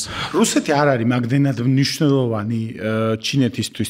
მნიშვნელოვანი როგორ არის, ყველაზე დიდი ქვეყანა არის, ხალხიც ბევრი ცხოვრობს, ყველაფერი, მაგრამ ჩინეთი ეხა ბევრად დიდი არის. იგივე ხარისხზეც რო ვისაუბროთ, შეიძლება 30 წლის წინ ან 40 წლის წინ საბჭოთა პერიოდის დროს მართლა უხარისხო ყოფილიყო რაღაცები, მაგრამ ეხლა ხო ეგრე აღარ არის, ან შეიცვალა რა, განვითარდა, ეს ჩინეთი აღარ არის ისეთი, რაც იყო 30 წლის წინ, ეკონომიკური თვალსაზრისით აღარ არის ისეთი. უზარმაზარი ეკონომიკური ზრდა ჰქონდა, სხვა ქვეყანაა რეალურად, სხვანაირი ქვეყანა. არა დემოკრატიულობის თვალსაზრისით, მაგრამ სხვანაირი ქვეყანაა ეკონომიკური ზრდა ამდენი წლის განმავლობაში შეუძლებელია, რომ ეფექტის მომტანი არ იყოს და ეს აისახა მათ შორის ხარისხის ზრდაშიც. ეხლა ადრე ჩვენ ბავშვობაში ეხლა მართლა პროპაგანდისტულადაც ესე მოყვებოდა, რომ აი ჩინურია და არ ვარგა და ჩინური მართლა იმის რაღაცა უხარისხოს სინონიმად გამოიყენებოდა, მაგრამ არ არის ეგრე, აღარ არის ეგრე. ყველაფერი ჩინეთში იწარმოება ისედაც, ყველა ელექტრომობილი Volkswagen-ი იქნება თუ რა ვიცი, Tesla-ც იკაკეთებდა, ხო?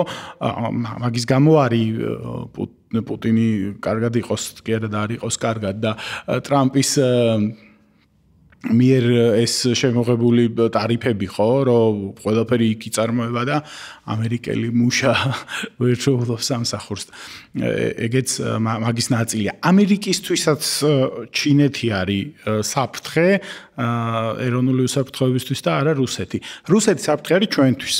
საქართველოსთვის, ევროპისთვის, რუსეთი საფრთხე არის ევროპისთვის. მაგას ამბობს ტრამპის ხო შორის და არც თუ უსაფუძვლოდ. კი, შეიძლება ითქვას, რომ რეგიონულ ძალად გადაიქნა გლობალური ძალიდან. ხო, აი ჯერ კიდე რამდენიმე წლის წინ ლავროვი, სხვები, პუტინიც ამბობდნენ, რომ ეს სამყარო ორპოლუსიანია და ამ ორპოლუსში თავის თავს გულისხმობდა ყოველთვის, მაგრამ თუ სამყარო ორპოლუსიანია, მეორე პოლუსი რუსეთი არ არის ნამდვილად, ჩინეთია. თუ ერთ მხარეს დასავლეთს ავიღებ და მეორე მხარეს ევროპის კავშირის ამბავი ახლა ცოტა განსხვავებული არის ჩინეთთან ურთიერთობაში, მაგრამ ვერანაირი მეორე პოლუსი რუსეთი ვეღარ არის ნამდვილად იმან. შეიძლება ითქვას, რომ რუსეთი ეკონომიკურად აწმიმულია და დამოკიდებულია ჩინეთზე და რა გავლენა შეიძლება იქონიოს ამან რუსეთის გლობალურ ამბიციებზე, როგორც ამ წამს ვისაუბრეთ, რუსეთი თავს აღიქვავდა როგორც ერთ-ერთი პოლუსი და ეხლა რა გავლენა აქვს ამას, რომ ჩინეთზე არის დამოკიდებული თავიდან ბოლომდე ეკონომიკურ თვალსაზრისით. ხო, არ ვიცი, რამდენად შეძლებს რუსული პროპაგანდა კიდე, რომ ხალხი მოატყუოს, რომ რაღაცა ეს თავისი ველიკოძერჟავული სისულელეები აჭამოს, მაგრამ აღარ არის ნამდვილად და ხო, უნდა შესწიცინონ ამხანა გზის და რაღაცა სახვეწარი ექნებათ რაღაცეები და სი ძინპინს ეგ აწყობს ცხადია.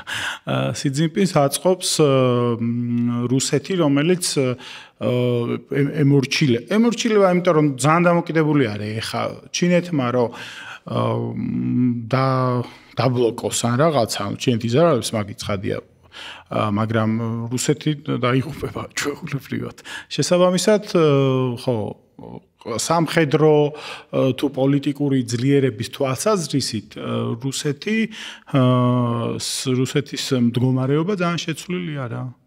ეს თავიდან ბოლომდე განაპირობა იმან, რომ რუსეთი, რა თქმა უნდა, გაუთვითცნობიერებლად შეიძლება ითქვას, ან გაუთვლელად შეიჭრა უკრაინაში, რამაც გამოიწვია დასავლეთის ისეთი სიტუაცია, რასაც არ ელოდა. რუსეთს ჰქონდა შანსი ამდენი წლის განმავლობაში, ხა ჩინეთი რო ვითარდებოდა, რუსეთსაც ხო შეეძლო განვითარებული იყოს სწორად ეკონომიკურად და წინ წავიდოდა დიდი ქვეყანა უზარმაზარი რესურსებით, მაგრამ არ გააკეთეს ეგ და ამ რაღაცეებში ხარჯავენ რესურს, ხო, ბევრი თვალსაზრისით რესურს, ემოციურ რესურს, ფიზიკურ რესურს, ფულს, ომებში და რაღაცეებში, რომ აიკრიმნა და ამას შევწიროთ გეგონება აკლდეთ ეს ტერიტორიები რა, ხო. გასაგებია რომ ახლა რუსული იმპერიალიზმი მაგაზე დგას. თვითონ პოლიტიკური სისტემა დგას. ყველაფერი მაგაზე დგას, რომ რაღაცა კი ამბობენ ხოლმე ხანდახან რომ რუსეთიო არა ესეთი საოცარი რაღაცა აქვს ნათქვამი ლავროვს, რომ რუსეთი არასდროს აწარმოებდა დაპყრობით ომებსო. აბანაირად გახდნენ 17 მილიონი, ანუ უერთდებოდა ხალხი თვითონ ეხვეწებოდნენ, ალბათ მაგას გულისხმობენ, არ ვიცი, მაგრამ ნუ ვითომ არავის არ ვიპყრობდითო რა. ხო, უერთდებოდნენ.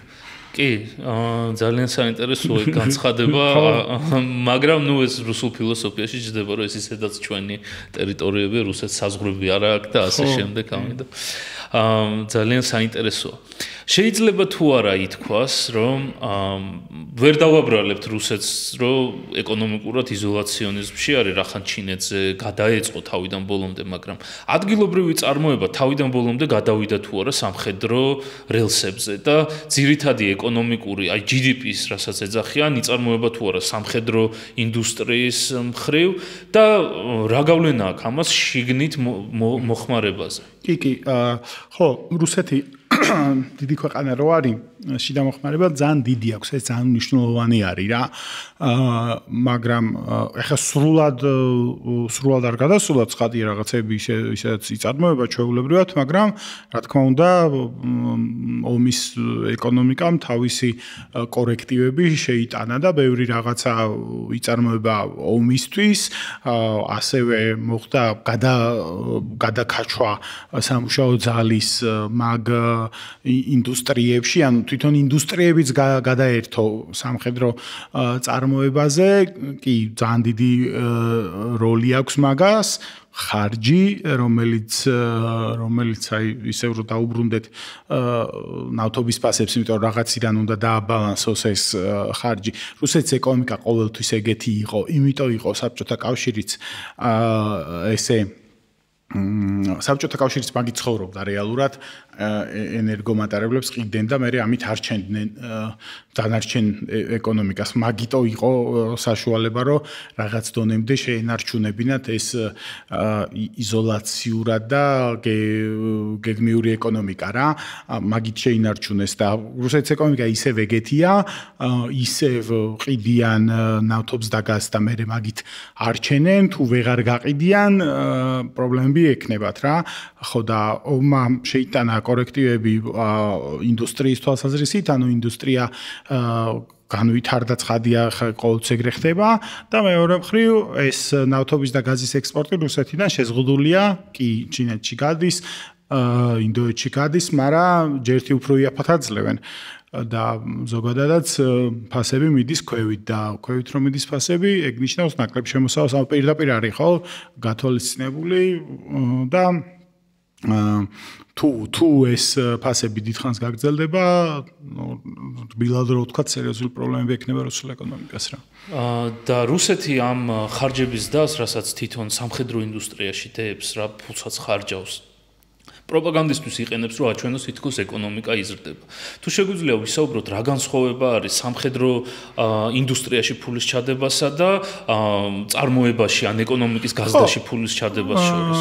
ეხლა იქ კლიენტში და პროდუქტში ისიც შედის ცხადია და კი ეკონომიკა აისახება ეგ რა გარკვეულწილად ეგ ეკონომიკის ზრდაც არის და ადამიანები ვინც იქ არიან მერი დასაქმებული, იმათ მაღალი შემოსავლები აქვს, შეიძლება ჯარისკაცსაც და რაღაცა IT სპეციალისტსაც კონდეს, ესენი ამით ისარგებლებენ, მაგრამ სინამდვილეში ეს ხო არ არის მდგრადი განვითარება ეკონომიკის. ომი რო დამთავრდება, მე რა შვებიან ესენი, რას უშვებიან იმ სამხედრო წარმოებას. შეიძლება ფიქრობენ, რომ რა ვიცი, გაყიდიან ისევ აფრიკაში ან რაღაცაში. მაგრამ ეგრე არ არის, ეგ არ არის სწორი და მდგრადი განვითარება. ანუ აბსოლუტურ რიცხვებში დღეს ხვალ შეიძლება მან თავისი წვლილი შეიტანოს ეკონომიკურ მაჩვენებლებში, რა თქმა უნდა, ანუ ნებისმიერი წარმოებაა და შედის ეს კლიენტში და პროდუქტის განგარიშებაში, მაგრამ საშუალო და გრძელვადიან პერიოდში ეგ არ არის ნორმალური განვითარება და ამით, იმიტომ რომ რუსეთი არის, ეს ხო არის რაღაცა პატარა ქვეყანა, რომელიც შეიძლება აწარმოებდეს ბომბებს და მერე ყიდდეს ამას დანარჩენ მსოფლიოსთვის, ხო? ეს არის დიდი ქვეყანა, რომელსაც ბევრი რაღაცა ჭირდება, ბევრი მიმართულებით განვითარება ჭირდება და არ ვითარდება სინამდვილეში რუსეთი ამდენი ხნის განმავლობაში, არ ვითარდება. სხვათა შორის რუსეთს როგორც სხვა ნავთობით ან გაზით მდიდარ ქვეყნებს მოყვება ეგრეთ წოდებული ამ ნავთობის წყევლა ქართულად ეგრე გამოდის, ხო? რაც იმას ნიშნავს, რომ ეს ქვეყნები რადგანაც ეს ეხება ყველას, ანუ ახლო აღმოსავლეთის ქვეყნებს თუ აზერბაიჯანს, იმიტომ რომ არსებობს ეს რესურსი, ანუ შემოსავალი არსებობს და სხვა ინდუსტრიებს ვეღარ ავითარებ რა, იმიტომ რომ მარტივი ფულია. ხო, მარტივი ფულია და იმ ინდუსტრიების განვითარებას დიდი ძალისხმევა ჭირდება და ხარჯები და ასე შემდეგ. შემდეგ და ერთი მხრივ ხო კარგი არის თითქოს ეს მარტივი ფული ცუდი არ არის, მაგრამ მეორე მხრივ განვითარებას უშლის ხელს რა. ეგ წყევლა რუსეთსაც აქვს. კი, და ისიც ისიც საინტერესოა, რომ თვითონ ეს ფული, რაც არის სამხედრო ინდუსტრიაში, ჩადება დრონების წარმოებაში, ტანკების წარმოებაში, ეს დრონი კეთდება, მე მიფრინავს, ფეთქდება და იმას რა არანაირი ეკონომიკური შემოსავალი უკან აღარ მოაქვს. ანუ ეს არის გახარჯული ფული, რომელიც უკან ეკონომიკაში აღარ ბრუნდება საბოლოო ჯამში. ხარჯია, ხო, ხარჯია, ნამდვილად. მიუხედავად იმისა, რომ ციფრებში აისახება, რომ ეს ეკონომიკა იწარმოა, გაიზარდა, ხარჯი გაიზარდა, რაღაცა იწარმოა, მაგრამ ის მერე უკან აღარ ბრუნდება და ძალიან საინტერესოა იმის გათვალისწინებით ეს ყველაფერი, რომ რუსეთის სამხედრო ექსპორტი, ასე ვთქვათ, სხვა ქვეყნების მიერ რუსეთის ტექნიკის ყიდვა რადიკალურად არის შემცირებული. აი პრაქტიკულად აღარ ეყიდებათ, მიუხედავად იმისა, რომ ადრე გადიოდა ძალიან დიდი რაოდენობა იარაღი, ტანკებს ყიდულობდნენ, თვითმფრინავებს, უკრაინაში შეჭრა არ გამოდგა მაინდამაინც კარგი რეკლამა რუსული ტექნიკისთვის და ისიც რომ ეგეც არის და მეორე არის რომ ეხა რუსეთს გასაყიდ ტანკები არა ანუ წარმოებაში ძალიან უჭირს იმიტომ რომ ჩრდილოეთ კორეიდანაც ხო არ აქვს მაგის საშუალება ფიზიკურად რომ გაყიდონ და მეორე მხრივ ხო რუსეთში შეჭრა და ის ტალახში ჩაძირული ტანკები კარგი რეკლამა ვერ იქნებოდა კი ბატონო რუსეთმა ძალიან ბევრი ნაბიჯი გადადგა იმისთვის რომ სანქციების შედეგები რამენაერად შეემსუბუქებინა და ერთ-ერთი ნაბიჯი იყო რაც ვახსენეთ რომ იუანზე გადავიდა რუსეთი. რას ნიშნავს ეს?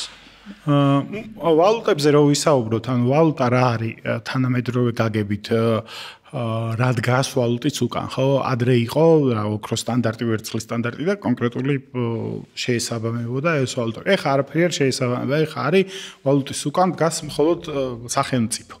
და მაგას ნიშნავს ზუსტად, რომ იუანში ვაჭრობისას რუსეთი დამოკიდებული არის ჩინეთზე მარტო.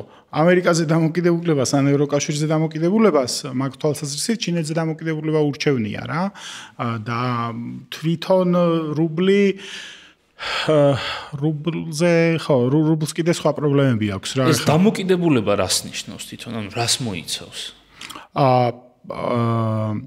მაგალითად ჩინეთს შეუძლია აკონტროლოს რაღაც თვალსაზრისით იუანის ფასი, ხო? ანუ ხა ეგრე მარტივად არ ხდება, მაგრამ დაუშვათ დაბეჭდოს. შესაბამისად, რუსული აქტივების ღირებულება შეიცვლება იმ აქტივების, რომელიც ანუ ფასი მიბმული არის იუანის ღირებულებაზე და შესაბამისად მათ ხელშია. მახსენდება რომ ამერიკამ რამდენჯერმე ოფიციალურად დაადანაშაულა ჩინეთი იუანის კურსის манипуляციაში. კი, შეუძლია манипуლირება, რა თქმა უნდა, ხო. ახლა ტრანზაქციებიც ხო ჩინეთის ცენტრალური ბანკის მეშვეობით გადის თუ იუანით ხდება. იუანი, მოკლედ, იუანი იქნება თუ ნებისმიერი რა, იაპონური იენი ან ამერიკული დოლარი არ ხდება ამ ქვეყნების ცენტრალური ბანკების გარეშე რა, ამიტომ ქვეყანა დგას ყოველთვის ეროვნული ბანკის ეროვნული ვალუტის უკან, მაგის თქვა მინდა რა. შესაბამისად, ხო, კონტროლის მექანიზმით რაღაც ბერკეტი ამ ქვეყნებს გააჩნიათ. სანამ გადავალთ ტარიფებზე, ძალიან საინტერესო ახლა არის საუბარი იმაზე, რომ გაფართოვდეს სანქციები. დღეს ორშაბათი არის, ხვალ გადის ეს გადაცემა. შეიძლება ხვალისთვის რაღაც ახალი ამბავი იყოს, იმიტომ რომ ტრამპი აპირებს, რომ პუტინს ესაუბროს, რის შედეგადაც შეიძლება გადაწყდეს და დაედოს თუ არა რუსეთს კიდე დამატებითი უფრო ფართო და უფრო როგორც თვითონ ამერიკა ამბობს, უფრო მტკივნეული სანქციები. რაზე არის საუბარი? ანუ კონკრეტულად რა ტიპის სანქციაზე არის და თუ შეგვიძლია ვიმსჯელოთ იმაზე, აქამდე რატო არ გამოიყენეს ეს სანქციები თუ შესაძლებელი იყო ასეთი ტიპის სანქციების დადება. ხო, თქვენს რომ საუბარი იყო მაგაზე, რომ თუ რუსეთი უარს იტყვის, თუ რუსეთი არ გამოავლენს ნებას, რომ მართლა უნდა ომის შეწყვეტა, მაშინ უფრო მძიმე სანქციებს დაუწესებდა. რა ვიცი, არ გამოავლინა, არც არავინ არ ფიქრობდა, აქეთ ხარეს ყოველ შემთხვევაში ჩვენ არ ფიქრობდით, რომ რუსეთი ახლა რაღაცა შვიდობის გამოვიდოდა. საუბარი ძირთად რაც არის აი ზუსტად ეგ რომ ექსპორტი კიდე უფრო გაურთულდეს რა, ანუ მეტი კონტროლი იყოს, სხვა ქვეყნების გავლითაც ვეღარ გაიტანონ ეგ ნავთობი რა, ეგ არის მთავარი ამბავი და მაგაზე თქვა რუბიომ თქვა მე მგონი რამდენიმე დღის წინ რომ ჩვენ ვერ ვაკონტროლებთ კონგრესი რა გადაწყვეტილებას მიიღებსო რა. აი ხო ეს სანქციების ამბავი ეს სულ თავიდან მაგაზეც შეიძლებოდა საუბარი ტექნიკურად რო რთულდება რატო იწელება ამერიკის შემთხვევაშიც კი, იმიტომ რომ კონგრესმა უნდა განიხილოს, სენატმა უნდა განიხილოს, ანუ მყარი საფუძველი ჭირდება უბრალოდ ბაიდენმა დაუწესა სანქციები კი არ არის მხოლოდ რაღაცა ეგზეკუტივ ორდერებით, ანუ საპარლამენტო გადაწყვეტილებები უმყარებს ზურგს ევროპის შემთხვევაში ეგრე არის და მაგიტომაც იწელება ხოლმე და ეხა ეს განცხადება რომ ჩვენ ვერ ვაკონტროლებთ კონგრესი რა გადაწყვეტილებას მიიღებს, მაგის ნიშანია რომ პოლიტიკურად მაგის ნიშანია რომ ალბათ იქნება ეგ სანქციები რა მაინც. საინტერესოა. რო შევაჯამოთ სანქციების ნაწილი დღევანდელ გადაცემაში, თქვენი აზრით იმუშავა თუ არა სანქციებმა რუსეთზე და მოიტანა თუ არა ის ეფექტი, რა ეფექტიც უნდოდა ევროკავშირსა და ამერიკას რომ მიეღო. მე ვფიქრობ რომ ნაწილობრივ იმუშავა, ვისურვებდი რომ უფრო მკაცრი ყოფილიყო სანქციები თავიდანვე, მაგრამ რა ვიცი, ხო, ერიდებიან ხოლმე კიდე სხვა რაღაცების გამოც, მათ შორის ჰუმანური მიზეზების გამოც, იმიტომ რომ სანქციებს რო უწესებ ქვეყანას, მან მარტო პუტინი არ დაზარალდება, ხო, მან ხალხიც დაზარალდება შესაბამისად, ეს ხალხი რატო უნდა დავჩაგროთ ასე შემდეგ. მეორე მხარეა რომ ეგ ხალხი ომის გაგრძელებას ხარს უჭერს. თუმცა, რადგან დემოკრატია არ არის, მაინც და მაინც ხალხის ბრალიც ვერ იქნება ბოლომდე. ხო, ну მოკლედ, რთული საკითხია, მაგრამ ფაქტია, რომ უფრო მკაცრი სანქციების დაწესება შეიძლებოდა, განსაკუთრებით ეს ეხება მესამე ქვეყნების კონტროლს, ასე ვთქვათ, როგორც ექსპორტის, ისე იმპორტის თვალსაზრისით, ეგ არის პრობლემა, რომ რეალურად სანქციები მხოლოდ ნაწილობრივ მუშაობს, იმიტომ რომ ექსპორტი მაინც ხორციელდება, იმპორტი მაინც ხორციელდება, ეგენი უნდა გაკონტროლებულიყო, მაგრამ არ ვიცი, ან ეშინოდათ სწრაფად რუსეთის გაჩერების თუ დამარცხების, ან რაღაც სხვა მიზეზები იყო კიდე, სხვადასხვა შემთხვევებში სხვადასხვა მიზეზები იყო, როგორც ევროპის მხრიდან, ასევე ამერიკის მხრიდან. კი ბატონო. და თუ გავითვალისწინებთ ამ გამოცდილებას, რაც ახლა მსოფლიომ მიიღო დასავლეთმა, რუსეთმა, ჩინეთმა, ავტორიტარულმა რეჟიმებმაც, ანუ ეს ხო არ ხდება იზოლაციაში, ყველაფერს ხედავს. გლობალურ სამყაროში, სადაც არის ძალიან ბევრი ალტერნატივა, ძალიან ბევრი სხვადასხვა მექანიზმები, რომ რაღაცა აკრძალული ნივთები შეიტანო და ასე შემდეგ. სანქციები, როგორც პოლიტიკური ზეგავლენის ელემენტი, ინარჩუნებს თავის ეფექტურობას და არის თუ არა ეფექტური ზეწოლის იარაღი თუ გლობალიზაციის პროცესში, გლობალიზაციის პირობებში დაკარგა ამან თავისი ეფექტი და უბრალოდ პოლიტიკური სიგნალის და პოლიტიკური განცხადების ელემენტია. ხო, მე ვფიქრობ, რომ ნაწილობრივ ინარჩუნებს, მაგრამ არა სრულად, იმიტომ რომ ჩვენ ხედავთ არსებობს მარტო რუსეთი არ არის, სხვა ქვეყნებიც არის სანქცირებული და ის ქვეყნები არსებობენ და ავტორიტარული რეჟიმები იმ ქვეყნებში ისევ არსებობენ და არ ჩამოანგრია ეს ავტორიტარული რეჟიმები სანქციებმა, ხო? იყო მცდელობები ან განსაკუთრებით, რა ვიცი, ვენესუელას ამბავი იყო, მაგრამ ვერ ჩამოინგრა. ხა ასადის რეჟიმი დაეცა, მაგრამ ან სხვა ამბავი იყო, ხო, პირდაპირ სანქციების შედეგი არ იყო. ანუ შეიძლება იყო რაღაც შედეგი, ანუ რეჟიმებს შეიძლება ასუსტებდეს ყველაფერი და მე არდანაც გამოიწვევს, მაგრამ ჩვენ ხედავთ, რომ ირანში მაგალითად ხალხი უკმაყოფილო არის ნამდვილად ხელისუფლების ქმედებების გამო, მაგრამ ვერაფერს ვერ შვება, იმიტომ რომ უზურპირებული არის ხელისუფლება. ირანში ხა არჩევნები რო ჩატარდეს დემოკრატიულად, ეგენი ვერ გაიმარჯვებენ ნამდვილად, ანუ ხალხში ძალიან სხვანაირად არის, სხვანაირი განწყობები არის. და ხო, ისინი მაინც არსებობენ, ისინი მაინც ინარჩუნებენ რაღაც ძალაუფლებას, მიუხედავად იმისა, რომ ამდენი წელი არის ირანში სანქციებია, ხო? ანუ ნაწილობრივ მუშაობს, არა მარტო ბოლო პერიოდის პრობლემა არის ეგ, ადრეც იყო, მაგრამ მუშაობს. გააჩნია კიდე ვფიქრობ, რომ საქართველოს შემთხვევაში უფრო მეტად იმუშავებს სანქციები ვიდრე რუსეთის შემთხვევაში. ეკონომიკურ სიძლიერესაც გააჩნია. ეკონომიკურ სიძლიერეს და სტრუქტურასაც, ანუ ჩვენ არა ჩვენ არ გვაქვს ნავთობი და გაზი, ჩვენ იზოლაციაში უბრალოდ ვერ გადავრჩებით. რამე მოგვიწევს რომ მივეკედლოთ ისევ რუსეთს ან რაღაცა, იმიტომ რომ სხვანაირად უბრალოდ ვერ გადავრჩებით. ახლა ჩვენც ვერ მივეკედლებით ესე პირდაპირ და რუსეთზე მოგვიწევს. კი ბატონო, დიდი ქვეყნებისთვის თუ ჩანს ნათლად რომ ეკონომიკურ სანქციებს მაინდამაინც არ აქვს დამანგრეველი ეფექტი. შეიძლება თუ არა სწრაფი ეფექტი არ აქვს ნამდვილად, სწრაფი ეფექტი არა. შეიძლება თუ არა ვივარაუდოთ რომ მომავალში განსაკუთრებით იმ турბულენტურობის გათვალისწინებით რაც ახლა არის საერთაშორისო დონეზე, ტრამპს თავისი უნიკალური მიდგომები აქვს საერთაშორისო ურთიერთობებში, შეიძლება თუ არა ვივარაუდოთ რომ ეს გამოიწვევს ავტორიტარული დიდი სახელმწიფოების უფრო გააქტიურებას და უფრო სითამამეს, ვინაიდან ამ სანქციებმა მაინდამაინც შეიძლება დამანგრეველი ეფექტი აღარ იქონიოს. ხო, ავტორიტარი და ზოგადად mafia state ანუ მაფიოზები ეგრე მოქმედებენ რა მაგათ არის მით რაღაც დემოკრატია და მოლაპარაკებები იმდან ესმით ძალის ენა თუ ძალას არ დაანახებ კი უფრო გათამამდება ნამდვილად ამიტომ დასავლეთი და თავისუფალი სამყარო უფრო ფრთხილად უნდა იყოს უფრო ყურადღებით უნდა იყოს და უფრო სწრაფად უნდა იღებდეს გადაწყვეტილებებს ეგ არის ძალიან მნიშვნელოვანი იმიტომ რომ დროს მერე ეს ავტორიტარები ცუდად იყენებენ კი სისწრაფე და როგორც ჩანს ისევ ბრუნდება შემოbrunდება სამხედრო ძალის ელემენტი საერთაშორისო ურთიერთობებში, იმიტომ რომ როდესაც ეკონომიკური სანქციები მაინდამაინც საშიში შეიძლება არ იყოს ვიღაცისთვის, შემაკავებელი ერთადერთი ძალა არის უკვე სამხედრო სიძლიერე. ხო, მუქარა კი არა, სამხედრო სიძლიერე შემაკავებელი არის ნამდვილად რა, აი რო საუბრობენ საქართველოს ხო ამბობენ რომ ნეიტრალური გვინდა ვიყოთ და გონიათ რომ ნეიტრალური თუ იქნებით ომი აღარ იქნება რა და რაღაც შვეიცარიის მაგალითი მოყავს შვეიცარიაში ომი იმიტომ რომ ჯარი ხავთ ანუ შეუძლიათ შემაკავებელი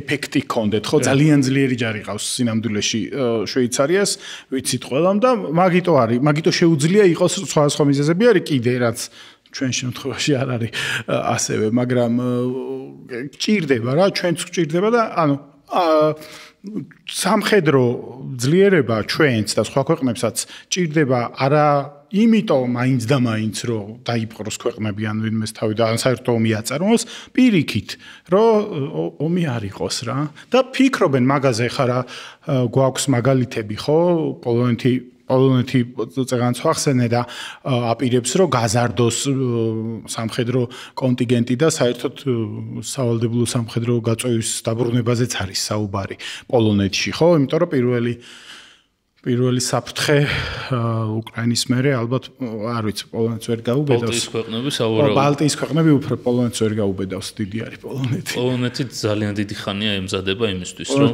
აღარ იყოს მარტივი გადასაყლაპი პოლონეთი ძალიან დიდია და თან პოლონეთში მე ხშირად მიწევს ხოლმე სხვა აკადემიური ვიზიტებით ყოფნა პოლონეთში და პოლონეთში არ არის პრორუსული განწყობების საერთოდ ანუ არ არის უკრაინაში ხო ბევრი იყო რუსულენოვანებიც ვარშავაში რუსულად არავინ ლაპარაკობს რა ანუ არ არსებობს ეგეთი რა და თუ ეტყვი რომ პოლონური რუსულს გავს შეიძლება თავში ჩაგარტყან რა ხო რაც დაუშვათ იგივე ლიეტუვაში ან ლატვიაში რუსები ცხოვრობენ და გავლენები ბევრად დიდი არის რა უკრაინაზე არ მაქვს საუბარი უკრაინაში კიდევ უფრო დიდი იყო განსაკუთრებით აღმოსავლეთ უკრაინა სრულად რუსულენოვანი იყო ზელენსკის ჩათვლით.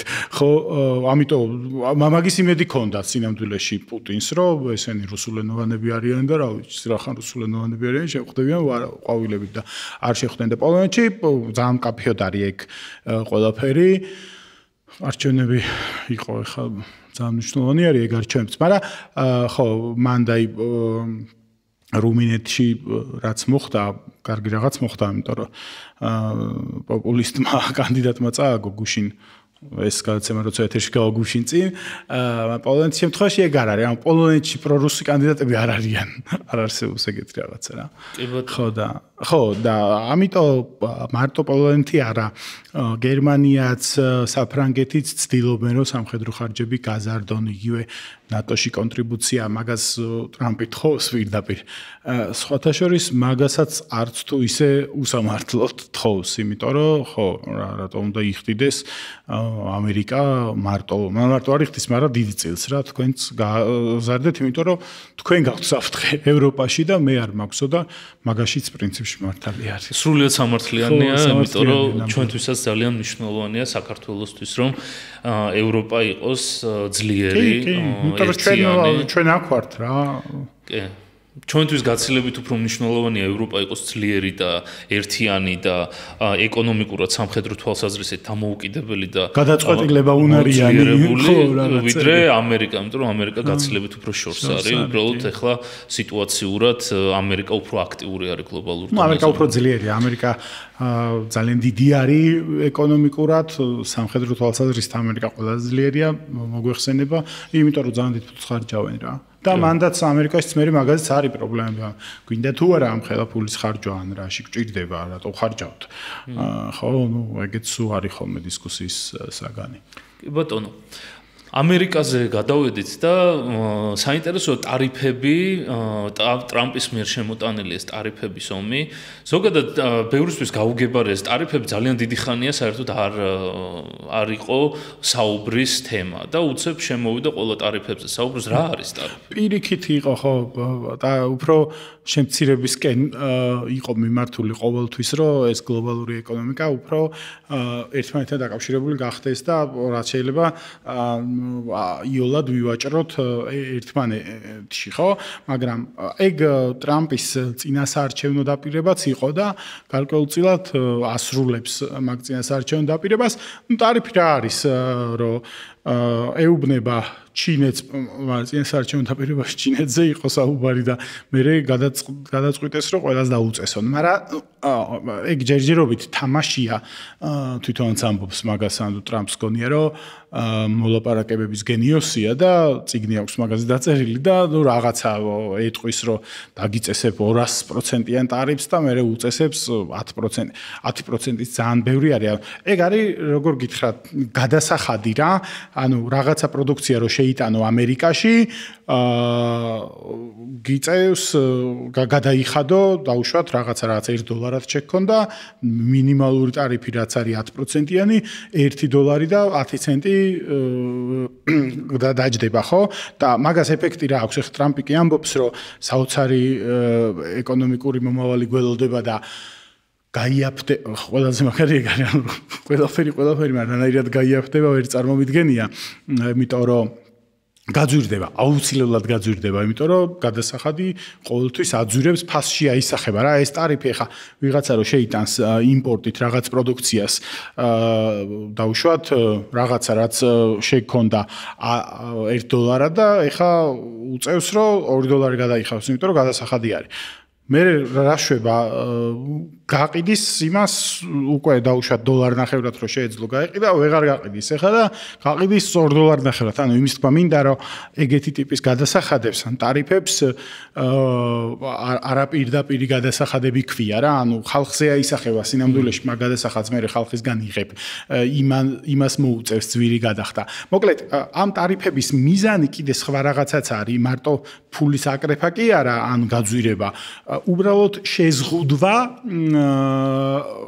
საქონლის მოძრაობის რა რომ დაუშვათ შევზღუდოთ ჩინური პროდუქცია როგორც წესი ეგ უფრო პოპულისტურია ხოლმე შევზღუდოთ ჩინური პროდუქციის იმპორტი რომ განვავითაროთ ამერიკული წარმოება ეგ ცოტა წარმოუდგენლად მეჩვენება ამ გადასახედიდან ძალიან რთული არის რომ რაღაცა აღდგეს ისეთი ეკონომიკა რაც იყო ამერიკაში დაუშვათ ჩინეთამდე ან სამხრეთ აღმოსავლეთ აზიამდე ხო ამ ქვეყნებში როცა გადაიტანეს წარმოებები იმიტომ გადაიტანეს რომ იქ უფრო იაფად აწარმოებდნენ ანუ იქ ნაკლებს უხდიდნენ და ეს ამერიკელი ეხა ხო აღარ დაიწყებს ისევ იმ ქარხნის მუშაობას 100 წლის წინ რომ მუშაობდა შეცვლილი არის ეს ამერიკული ეკონომიკაც, ხო, ისინი სხვა რაღაცეებზე მუშაობენ ახლა, უფრო მაღალ შემოსავლიან სამუშაოებში არის დასაქმებული და ეს ჩინელი აწარმოებს აშენებს ამ მანქანებს რა. დაალაგებული იყო და ესე რაღაცა ურაპატრიოტული თუ წინასაარჩევნო პოპულისტური ამბები ყოველთვის არის ხოლმე. აი მაგალითად საქართველოს მაგალითი რომ ავიღოთ ყველასთვის გასაგები იქნება, რომ გამოდის ქართული კვერცხის მწარმოებელი და ამბობს, რომ ფასში კონკურენციას ვერ უწევ თურქულ კვერცხს და დაუწესოთ ტარიფი თურქულ კვერცხს, დაუშვათ რაღაცა 30 თეთრად რო შემოდის, 30 თეთრიანი გადასახადი დაუწესოთ, ის უკვე 60 თეთრიანი გახდა. 60 თეთრიანს უწევ კონკურენციას, ხო, ეს ქართველი მწარმოებლები. და რა გამოდის, რომ ეს მწარმოებელი კონკრეტული ამითი კი ისარგებლებს, მაგრამ ხალხისთვის ფასი იზრდება. იგივე ხო თითქოს რაღაცა კარგი საფუძველი უდევს ეროვნული წარმოება გადავარჩინოთ. ამერიკის შემთხვევაში ეგ არის. ოღონდ ამერიკის შემთხვევაში ეროვნული წარმოება განვავითაროთ ცოტა ბუნდოვანი არის, იმიტომ რომ მაშინ იქ უნდა შეიქმნას თავიდან ახალი რაღაც ქარხნები, ფაბრიკები. მერე ეს ხალხი საიდან მოყავთ? მექსიკას კედელს უშენებენ და თან იმიგრაციის შეზღუდვა გვინდაო და იქ ამერიკელებმა უნდა იმუშაონ ამბავი არის, მაგრამ ნაკლებად წარმოსადგენი არის ეგეთ ადგილებში ამერიკელებს რამდენად უნდათ მუშაობა. რამდენად ხელსაყრელი არის ეგ ყველაფერი, ხო? იგივე იმ წარმოებელსაც რამდენად შეუძლია, რომ დაასაქმოს, იმიტომ რომ ამერიკელი რო დაასაქმო და ჩინელი რო დაასაქმო, ხო განსხვავდება ეგ რა.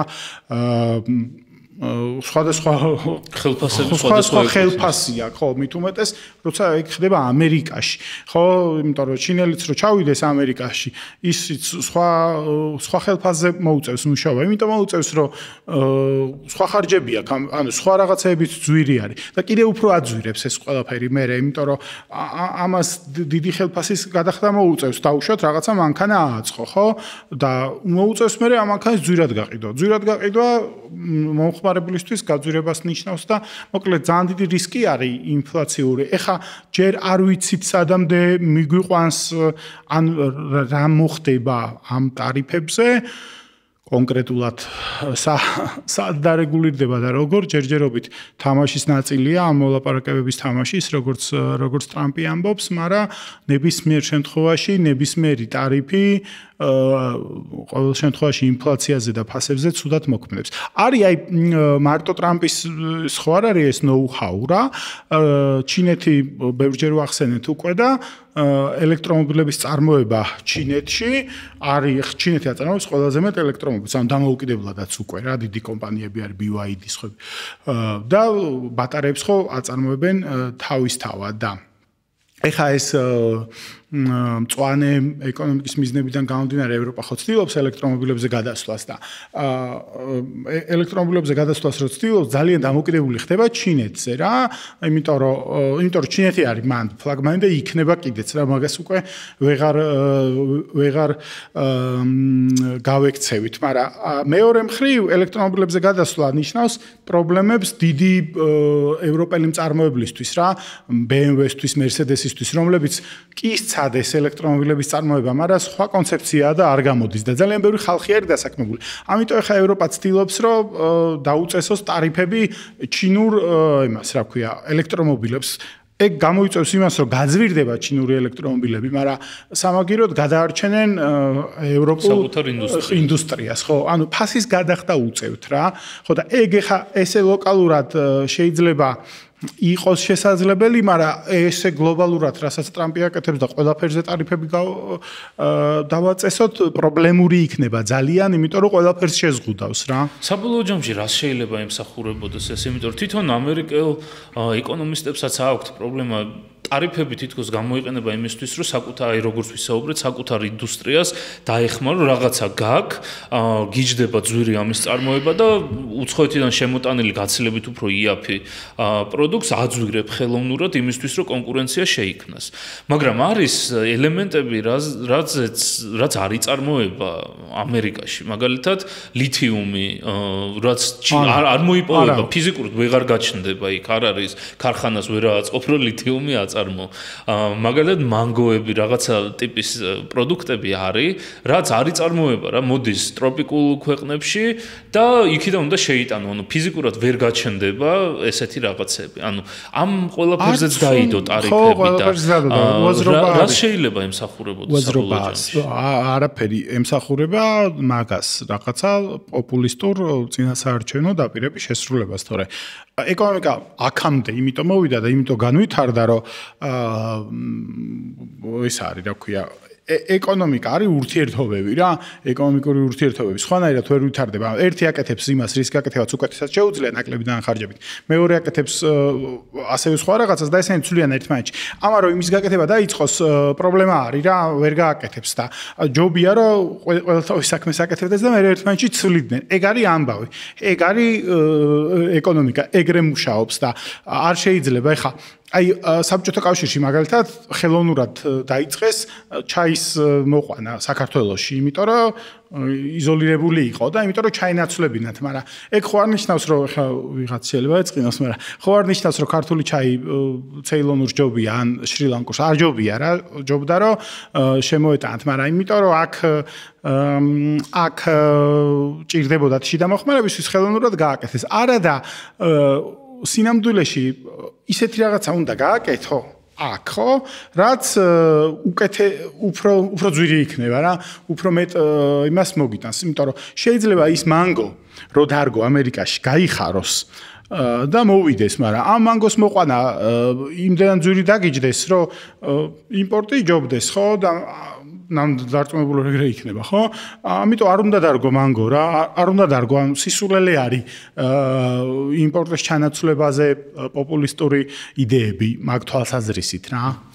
არის თუ არა ეს სიგნალი, რომ სოფლიო შეიძლება გადადიოდეს თავისუფალი ვაჭრობიდან უფრო პროტექციონიზმის ეკონომიკაზე, სადაც ყველა ქვეყანა, ყველა კავშირი, ევროკავშირი BRICS-ი სიტყვაზე ცდილობს, რომ საკუთარი წარმოება ყველა მიმართულებით აბსოლუტურად დაიცვას და განავითაროს იმის მაგივრად, რომ ერთმანეთთან მიმოცვლა დაიწყოს. მე ჭრება ეგ გახდეს ეგრე საყოველთაო და გლობალური, ხა ევროპული ავტოინდუსტრია ვახსენე და ესე კონკრეტულად შეიძლება ეგენი მოხდეს, მოხდება კიდეც ალბათ, მაგრამ ფართო სურათში ეს საყოველთაო ტარიფები ვერ წარმომიდგენია რა, არ იმუშავებს ეგრე. ანუ გრძელვადიან პერსპექტივაში რა შედეგი შეიძლება დადოს ამან, იმიტომ რომ ჩინელები ძალიან ღიად და აქტიურად საუბრობენ, რომ რა თქმა უნდა მოლაპარაკებები ყველანაირ ვაჭრობაზე შეიძლება, მაგრამ თვითონ ფორმა რა ფორმაც იყო შერჩეული, თითქოს საჯაროდ ცდილობს ტრამპი, რომ ჩინეთი სუსტად გამოაჩინოს და ჩინეთის ინტერესებში მიუხედავად იმისა, რომ შეიძლება ძალიან მარტივად შედიოდეს მის ინტერესებში, რომ რაღაცა ფასები დაადაბლოს ან გაზარდოს, არა აქვს ამას არსებითი მნიშვნელობა, უკვე ნებისმიერი ტიპის სავაჭრო ცვლილება აღქმული არის როგორც ჩინეთის სისუსტე და დაჩოქება, ასე ვთქვათ, ამერიკის მიმართ და რა ბედი შეიძლება ეწიოს ამ ტარიფებს. ხო, მაგრამ ეგ ხო პოლიტიკური ამბავი არის ჯერჯერობით რა, აი უწესებ და ჯიდა რაღაცა, მაგრამ მაგას რომ მოყვება თავისი ეკონომიკური შედეგები, რაც აუცილებლად მოყვება, ინფლაცია იქნება და ასე შემდეგ, მე მოუწევთ პოლიტიკურ ლიდერებს უკან დახევა რა. და ეს ტრამპის ჯერჯერობით სულ არ იქნება. და რომც იყოს ეკონომიკური შედეგებიდან გამომდინარე გადაწყვეტილებებს შეცვლის. მე მგონია რომ მანამდეც შეცვლის რაღაცა შეიძლება მინიმალურ იმაზე შეთანხმდნენ რა ტარიფებზე, მაგრამ მომავალში აუცილებლად მოუწევს.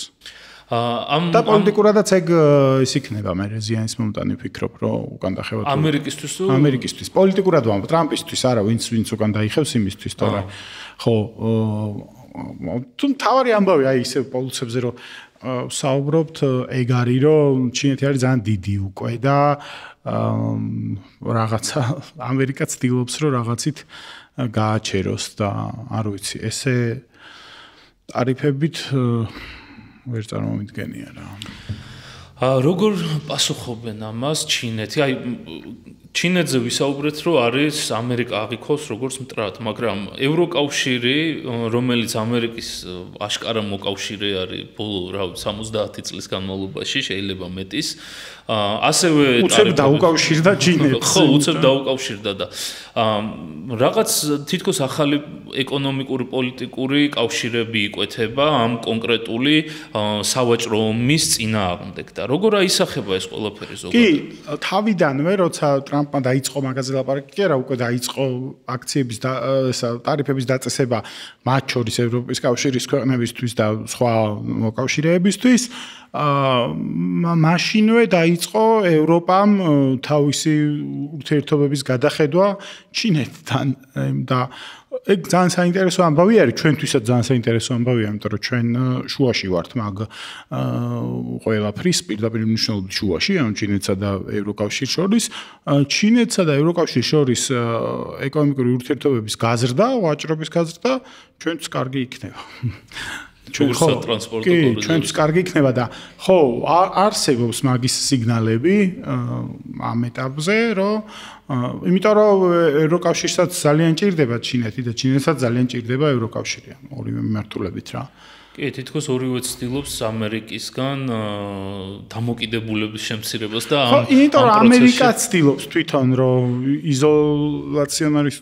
იზოლაციონისტური პოლიტიკა გაატაროს რა.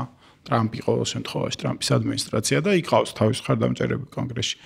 ძალიან საინტერესო არის თვითონ ეკონომიკური კავშირების როლი ამ სიტუაციაში.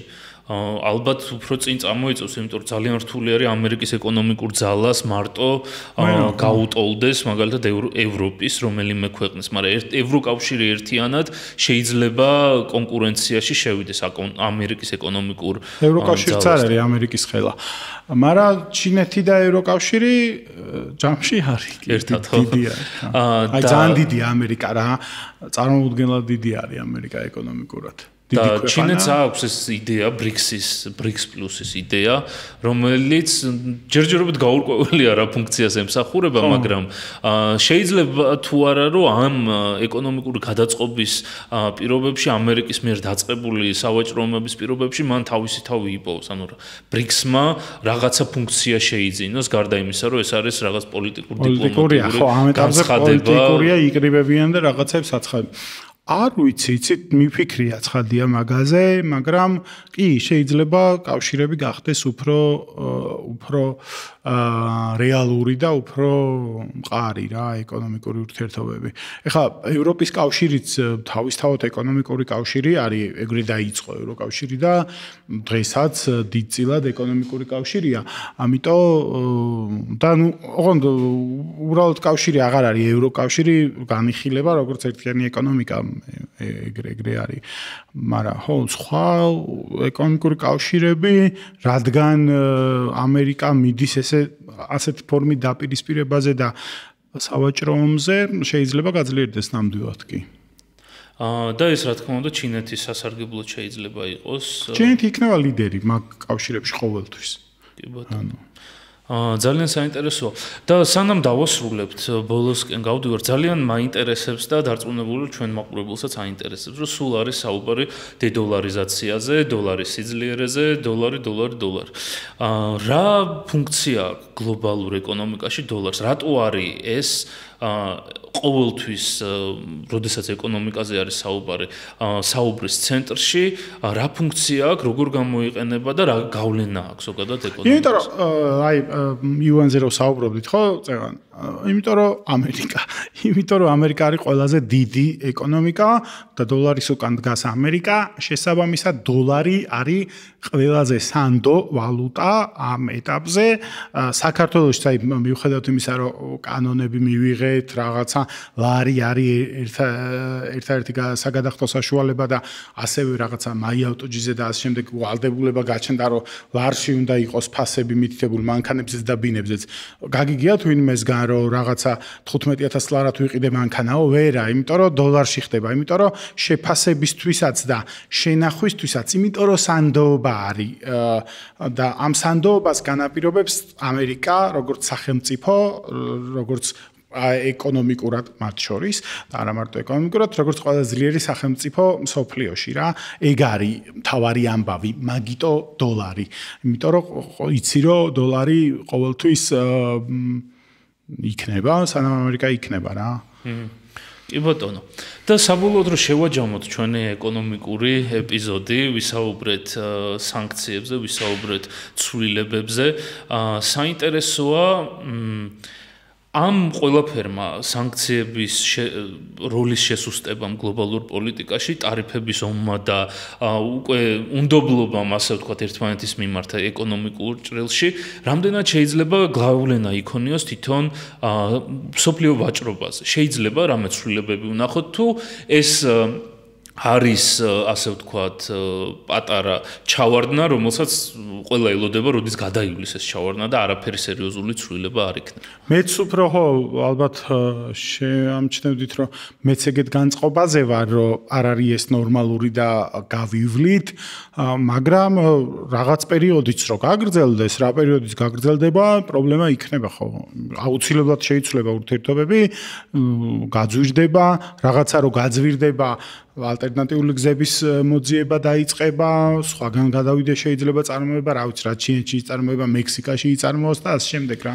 კი, იმიტომ რომ თვითონ ტრამპი კი არის 4 წლით მაგალითად, მაგრამ ეს იდეოლოგია ძალიან ფეხს იკიდებს. საზოგადოებაში პოპულიზმი ზოგადად ტრამპი მაგიტო აირჩიეს, რომ ეგ იდეოლოგია მისაღები აღმოჩნდა დიდი რაოდენობის ადამიანებს. და ეს არ ნიშნავს იმას, რომ ტრამპი რო წავა, ან ამერიკა შეცვლის თავის ატარიფო ან სავაჭრო პოლიტიკას რაც ეხლა აქ იმას ან ეს ასევე არ ნიშნავს იმას რომ ევროპა და ჩინეთი და სხვა გლობალური მოთამაშეები უცებ ისევ თავიდან სანდოობით აღიჭურვება ამ მიმართულებით და სანდოობის დაბრუნება უფრო ძნელია ვიდრე დაკარგვა ხო კი ბატონო არა ტრამპი კი არ შეცვლი უბრალოდ ტრამპზე და მის ცვლილებაზე კი არა თუ ეს პოლიტიკა ცუდ შედეგებს გამოიწვევს, ანუ ინფლაცია თუ იქნება მაღალი ასე შემდეგ, ეგ შეცვლის.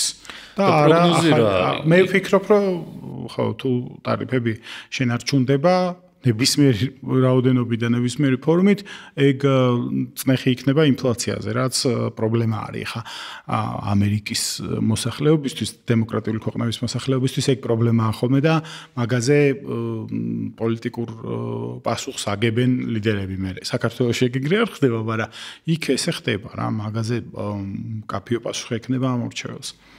კი ბატონო. ძალიან დიდი მადლობა, ძალიან საინტერესო და გულწრფელი საუბრისთვის. ჩვენ კი დაგიბრუნდებით შემდეგ სამშაბათს ისევ 8 საათზე. დიდი მადლობა რომ ბოლომდე გვიყურეთ.